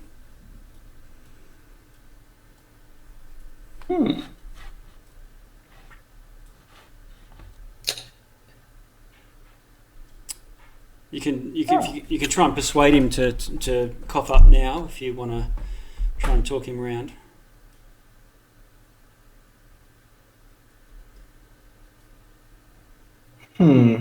Well, I could try to. And so give us a bit more information. So persuasion? Yeah.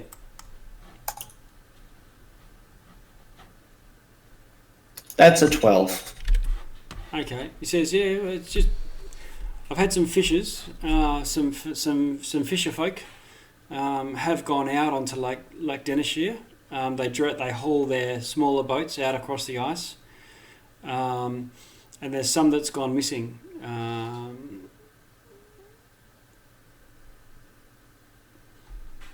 Yeah, so missing on Lake Denishire.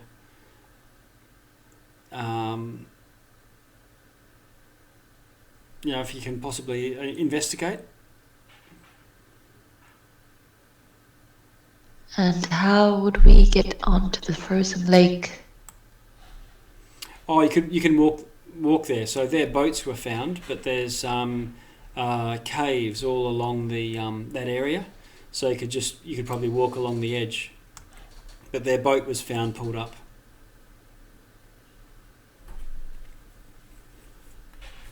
So if you sort of walk, it's a couple of hours around. There's where cliff faces come straight out onto the shore, which is now all frozen ice. But water comes right up to those caves.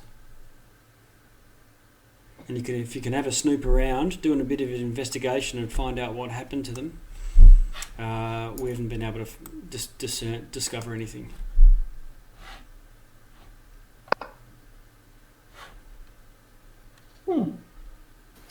Easy enough. Yeah, but I can mark it out on the map for you, and yeah. Seems pretty close to town, doesn't it? It is. It's not far.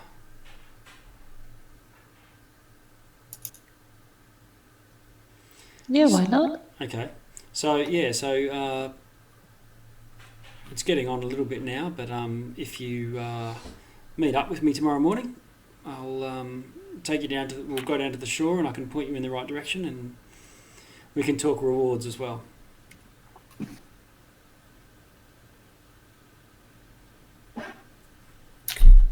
Okay. Okay. White Lady Inn, is that where you're staying? I believe so. That's the only inn in town, is it not? There's others, but let's see. There's the Wet Trout. It's on the far east. White Lady Inn's a bit more central, near the East Haven Ferry. Yeah, let's just stay here. Okay. How much is it per night? As players handle food and Okay. lodging. Oh, yeah. Let's see. I've got it in front of me. Food, drink and lodging, in per stay. It's modest, so 5 silver pieces. 5 per head? Damn.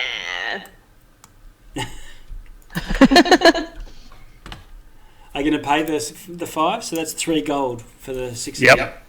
Sure. Okay. Yeah, I'm paying for myself, yeah. Yeah, I'm paying for myself, so... Threads, what are you going to do with your entourage? while you're in town? Oh. Well, Dawn can just come into my room, right? She's just a Yeah. small bird. Yeah. Oliver. Do they have a stables or something? Yeah, they would have not so much stables, but corrals. But you get the feeling that Oliver might eat whatever horse is put next to it. So Spring Threads would like to very cheerfully go up to the innkeeper and be like, so, my companion would like to join me in my quarters in a completely normal way. Okay. Would that be okay with you? Yeah, paying customer, no problem.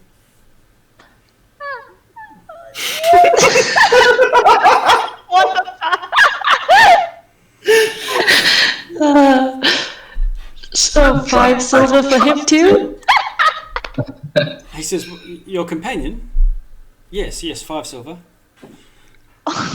Then, I don't of think he course- knows. Okay, that sounds wonderful, thank you. Okay, yep, no worries. The White Lady Inn. So what are you going to do? Try and just smuggle your owlbear into your room? Yeah? Okay, just do a persuasion for me. I assume someone else will help you and give you advantage. Absolutely. I want to see this play out.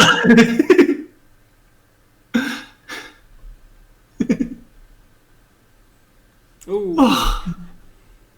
Okay. All right. So what you managed to do with your 12 is not convince him of that. You get the sense that there's no way he's going to let an owlbear come and rampage through the china shop, but you managed to get a room where the door is close by, the exit, like the kitchens or somewhere that's not the front door. Oh, wonderful, that's fine. Yeah. I'm happy with that. So it might be possible that if you pick the right time when there's not people in the bar or not people around, but if you can manage it, to smuggle a bear into your room. But the White Lady Inn.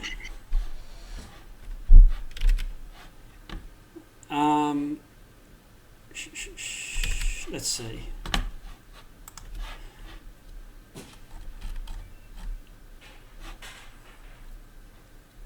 So you go to this musty old inn called the White Lady, and there's a sort of picture of a white ghost, very traditional ghost-shaped figure on the board swinging out the front, and you come in and there's a halfling in there who seems to be plucking a fiddle while there's a few people sitting around him, locals it seems. He seems to be quite fond of himself and fond of his songs that he's telling the tale of the White Lady as of recounting a tale as you come in. What are you going to do? Nina wants to throw a silver at him, and she'll listen to him. Okay. Anybody else? Jackus? I'll just be staying in my. Staying in your room, or did you say, or? Yeah.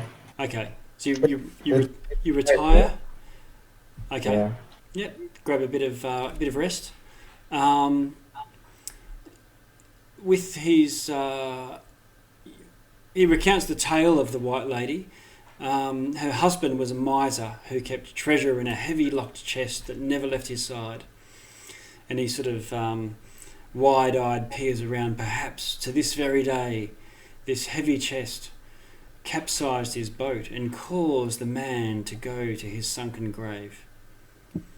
Perhaps it was the fright of seeing his dead wife that caused him to capsize the boat and drown. Either way, I'm certain we all know that there's a vast treasure at the bottom of this lake, waiting for intrepid explorers to find it. Oh, You get the idea that this is a story that this halfling tells a lot, and the inn's sullen older proprietor, rolls his eyes and seems to humour him. Ronaldo says, "Paying customers only, but let's go. It's time." This is after a while, after having a meal, dinner. No, she'll stop Ronaldo. She'll be like, "Hold on, friend. Yes. I would like to speak to this halfling," and she'll toss 3 silver at Ronaldo. Is that enough to not keep him from not kicking the halfling out? Oh, okay. Yep. He says, "No problem, you go," and he sort of waves. Ronaldo starts to head towards a curtain in a doorway, and he points at you, Nina, and sort of curls his finger and says, "Come on, you're invited." Oh, okay. Is anyone with me? I'll sharpen your curl. I'll be with you. Okay. Okay, whoever's with me, I'll be like, "Let's go, guys. Let's go." All right. So so you're invited in. Yeah. You're in the sort of back room of this, one of the back rooms of this tavern, and he says, "You're interested in tonight's séance, are you?" Yeah, I'm somewhat an entertainer myself, but definitely your story was very interesting. We live in dark times indeed. The White Lady can help. Ooh. What can you tell us? You are curious of what she has to say. No doubt. Yes, we're very curious about the heavy chest of hers. All right, so you're all present when the séance begins. He lights burning incense and it sort of clouds the room. There's multicoloured lamps and silks hung from the rafters. Light from several candles illuminates a circle of fairly uncomfortable-looking guests trying to sit cross-legged with their stiff knees. Ronaldo pushes back the sleeves of his robe and raises his hands, closes his eyes and intones, "Lady who watches from the lake, come to us in our darkest hour. Tell us what you've seen." And after a moment of silence, you feel it go cold in the room. Not like it is outside when you're sleeping in the, you've been in much colder, but cold in a creepy way rather than from a temperature. Despite that, though, the windows in the room, all the panes of glass, frost over, and one thing you notice, Elros, you're nearby, is this frost is forming on the inside of the glass. I'd share that quietly with Okay. Nina and Sharpie. All right. One of the candles just blows out by itself, apparently. And one by one, each of the candles is blown out until the room is plunged into darkness. There's still dim light coming through these opaque glass windows, and you can hear Ronaldo saying, you can make out a rough shape of all the characters around you. You can hear Ronaldo the halfling. He says, "Everyone, the White Lady's spirit is close. Reach out to it." What the fuck? Nina will reach out. She says, "Give me that gold." He says, Yeah. He turns to you and says, "Lady, what do you say?" Nina, what are you going to say? You're reaching out and saying, "Give me that gold." No. If he's actually saying that to me, I wasn't just in character. I wasn't saying that. Yeah. I'll be like, "Oh, White Lady, let us help you rest your soul and find your husband's treasure. Let's put you at ease." Okay. Elros? I'll be going something in the vicinity of let's let's this white lady spirit come into this room, Jackus, basically helping out. Yeah. do you want to be there? Yeah, sure. Yeah. Okay. Okay. Anything you want to say? Yeah.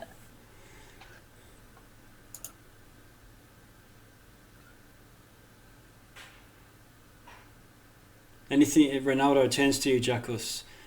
Beseech, we all must do our part and beseech the white lady to come.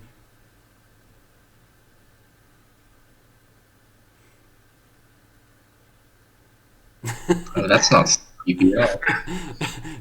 Jackus is not really into this seance business. I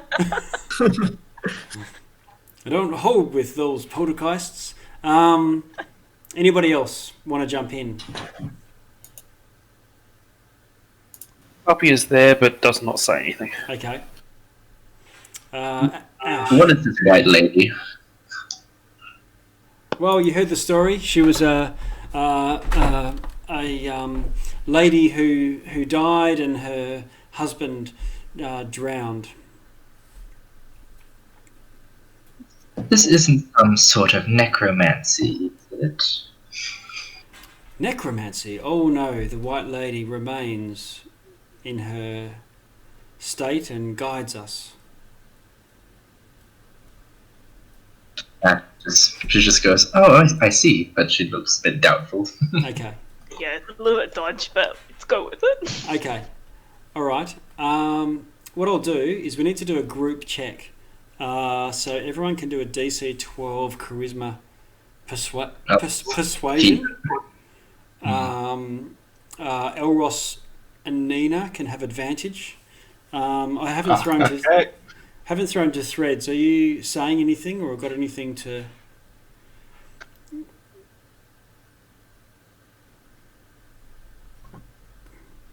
What's threads doing?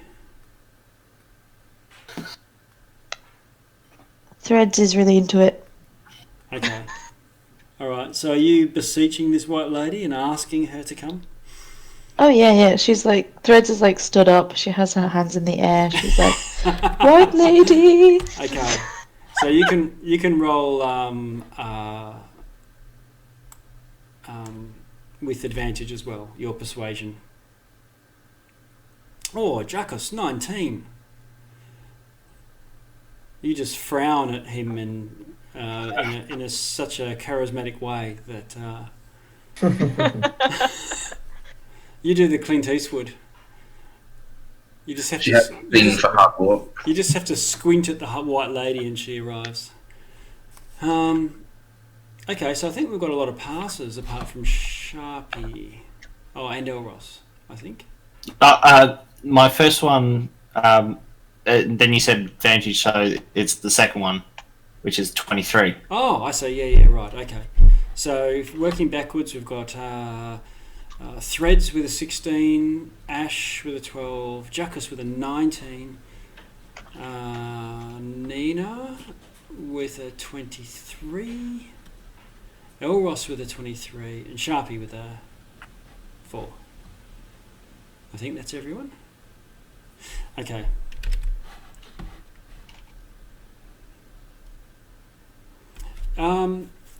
You know how when you've got frosted glass or you breathe on a window, you can draw on it with your finger? Well, writing appears in one of the panes of glass and it says, "I am here." Oh, this is just gonna. Nina's gonna throw a dart. Would she know if that writing is from the inside, down on the inside, or down from the outside? You know from Elros that the frost is on the inside. She's gonna throw a dart at the window. That is too damn creepy. Far out. You think what's gonna happen? I'll use divine sense. Okay. I love it. You sense that so the dagger just clatters against the window. Oh. Doesn't hit anything. With your divine sense, you do sense undead nearby. Oh, and then Does does Ronaldo say Is anything it- after I throw that out? No, he doesn't. Oh. I'll He ask says, him where she's here. The, She is receptive. Ask your questions. Jackers, go. You were saying what? something? Wait, undead? Does that count as? It's like living dead person, right? Not a ghost. A ghost would trigger as undead as well. Oh, okay. Alright. I thought it was just like zombies and skeletons or No, stuff. no, that you would detect incorporeal undead just as well as corporeal undead. So the zombies, ghouls, and vampires, and all mummies and so on are corporeal, and there's a whole category of undead that are incorporeal, either on the ethereal plane or even tangible, but misty. Alright. I'll just go like I don't like this and just take out a hammer. Does anybody have anything to ask the White Lady before Nina does? Nina? No, this is your idea. Yeah, Go ahead. go for it, Okay, Nina. she's gonna play it up. She's gonna do like a performance, like she fully believes in it, even though she threw a dagger out the window, and she'd be like, "Oh, White Lady, thank you for coming. We heard your story. We heard your cries. Help us help you. Put yourself to rest. Help us, and guide us to your husband's secrets." And she's fully playing it up. Okay.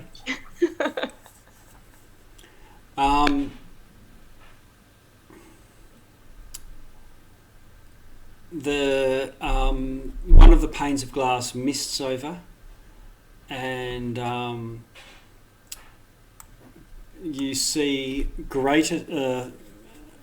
You see some words appear as if they're being drawn by a finger, and it says, "Greatest treasure in Lakeside Caves."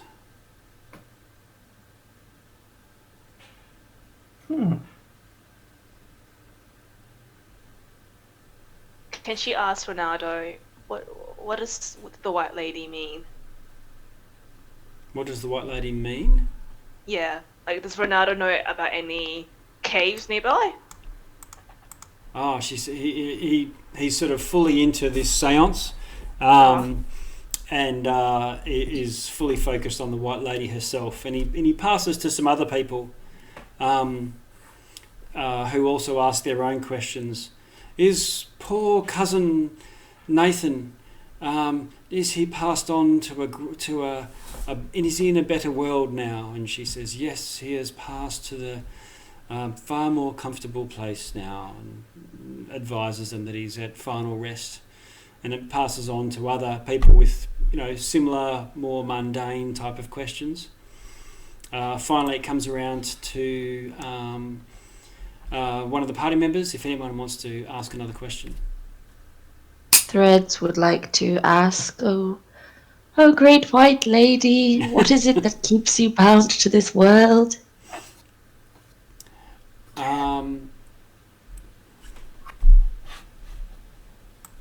Oh, that's a good one.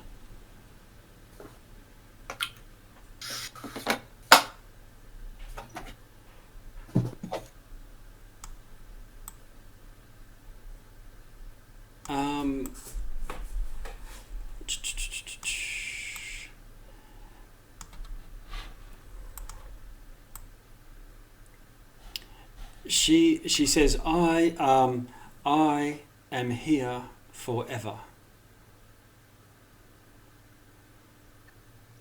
Do you not wish to be free? And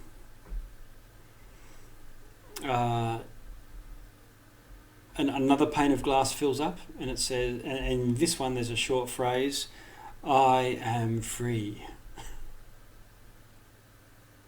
Well, I'm very glad to hear that. You notice there's about 9 panes of glass, and now sort of 5 of them are filled up.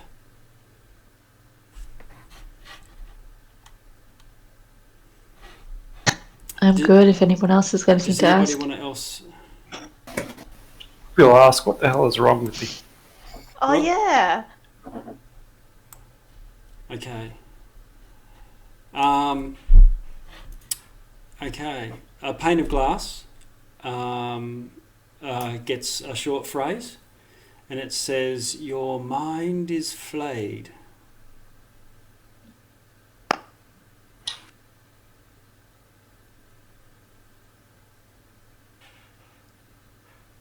That's it. It's ominous. Sorry? Ominous for Ominous. Sharpie.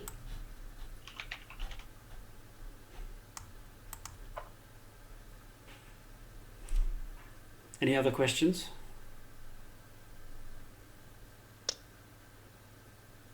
Threads would like to ask, what am I? Do you know?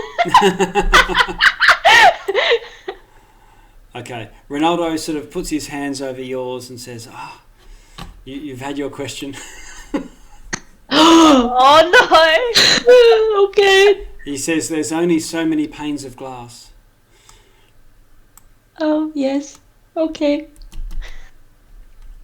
Elros, have you asked anything? No, Elros doesn't want to ask. Actually, he does want to ask a question. Mm-hmm. What has become of the Nightbreeze family here in East Haven? Is that your family, I presume? Yes.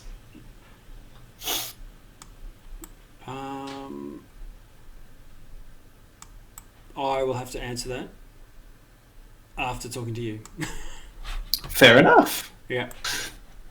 So I'll say you get an answer, but we'll have to work that out rather than me coming up with it on the fly. Going through your background, I mean.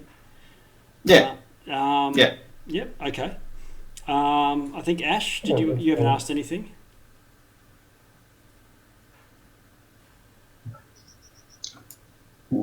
Who is in greatest need here in 10 Towns? Or rather, can we trust the Arcane Brotherhood?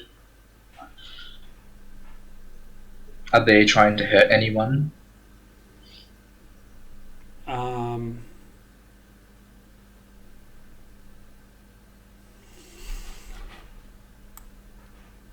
She says, again, it's just a short phrase. Mages crave power alone.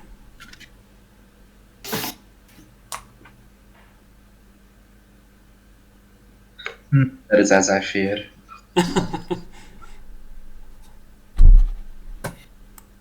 And with that, the candles come back alight one by one.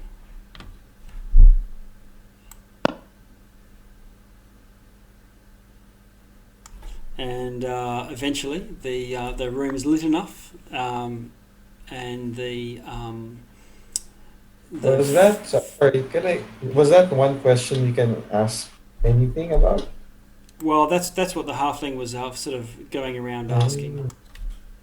Oh, okay. There's time, Jackus, if you want to jump in, as there's I can. guess.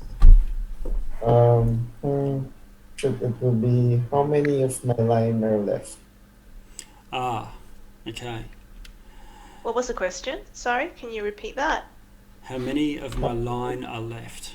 From my line are left. Oh. 3 words. There is one. Ooh. Okay.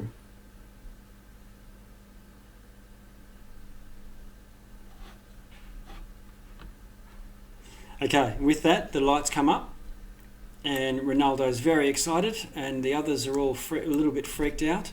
But he says, Excellent, excellent. Everyone did wonderfully in that. That was one of our best seances we've had so far. What a lovely lady. Sometimes she flies into a rage, but other times she is calm and serene. We got her on a good day. Yes, well, I'd be cautious what kind of supernatural power you consort with, but I do think she was honest with us, and not just because she confirmed whatever bias I may have or may not have towards the argument. So he says, well, I think it's time for a beer. And he sort of gets up, creaks to his feet, and opens up the curtain so that people start filing out into the main tap room. So what did we get out of that again? Besides, the ones that stuck out to me was your mind is flayed and mages crave power. So I have my suspicions about the Arcane Brotherhood now and what is happening with Sharpie. I got the location of where the treasure is. I squandered my question. I didn't realize she was going to answer real questions. Oh, it's not a bad question. The greatest treasure is in the caves.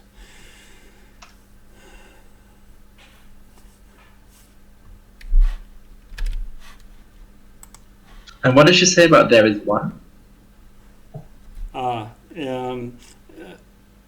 How many of my line are left? My bloodline. Okay. Jackus asked. Just making notes. The question is Jackus that one, or is there one other? Follow-up question. Come back the next day. Yeah. All right. So you have a fairly somber evening, unless you want to get stuck into it.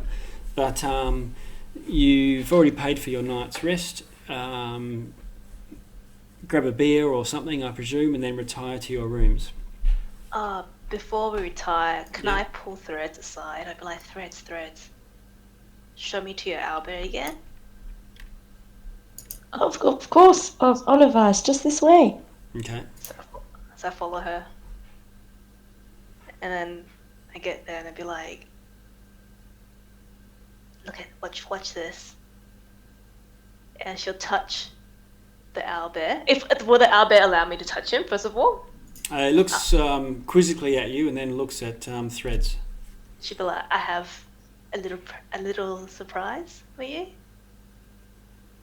Threads is smiling and nodding, like, Okay. It's okay, Oliver. Alright, so Oliver allows Nina to touch him. Her. She's gonna touch him and she's gonna cast.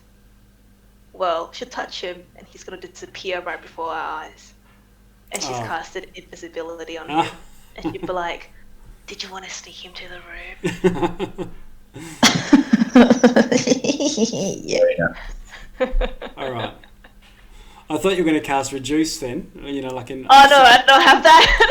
and then just pick him up and cuddle him like a koala and take him up to the room. That'd be so cool. Maybe next time. Okay. For your next spell.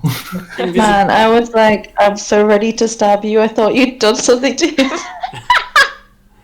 Okay.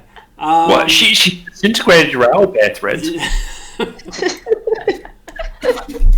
I thought you did banish or something, like, oh my god. It's a clear threat. Okay. Just before we leave then, let's have a stealth roll with advantage.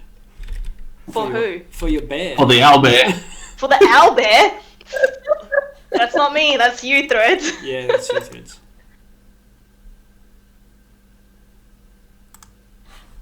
That is abysmal. Okay, so 16 16. with the advantage. Okay, so you managed to, you think at least, get Oliver into your room without anyone noticing. And when the door closes, I'll drop my concentration so he's not invisible anymore. Yep. Okay. All right. Yeah. With that, Rime-hearted mother Earth waits 1 week for thee. and we'll see everyone next week. Yes. Yep. Yes. Right. Very good. Cheers. Bye. And I think we're settled on 3 sessions in December, if I'm right. Gonna skip the Christmas one. And the New Year's one? Yeah, I assume so. Mm. So if I look at Thursdays, the 3rd, the 10th, and the 17th, and then so December will be a 3-weeker. Doesn't sound like we're going to find an alternate day that everyone's going to be okay, and I'd hate to shift it and then have someone miss out. It's all good. Most games kind of collapse over Christmas holidays anyway, Yeah. so. I'll probably be running a one-shot over that time because I don't know what it will be. But if you're interested, you can let me know, and I can at least let you know what day it's going to be and so on. Depends on when I'm going to be down south. Okay. Okay. Well, in that case, I'm going to sign right off and get to bed myself. Good night, everyone. Night all. Thank See you, you. man.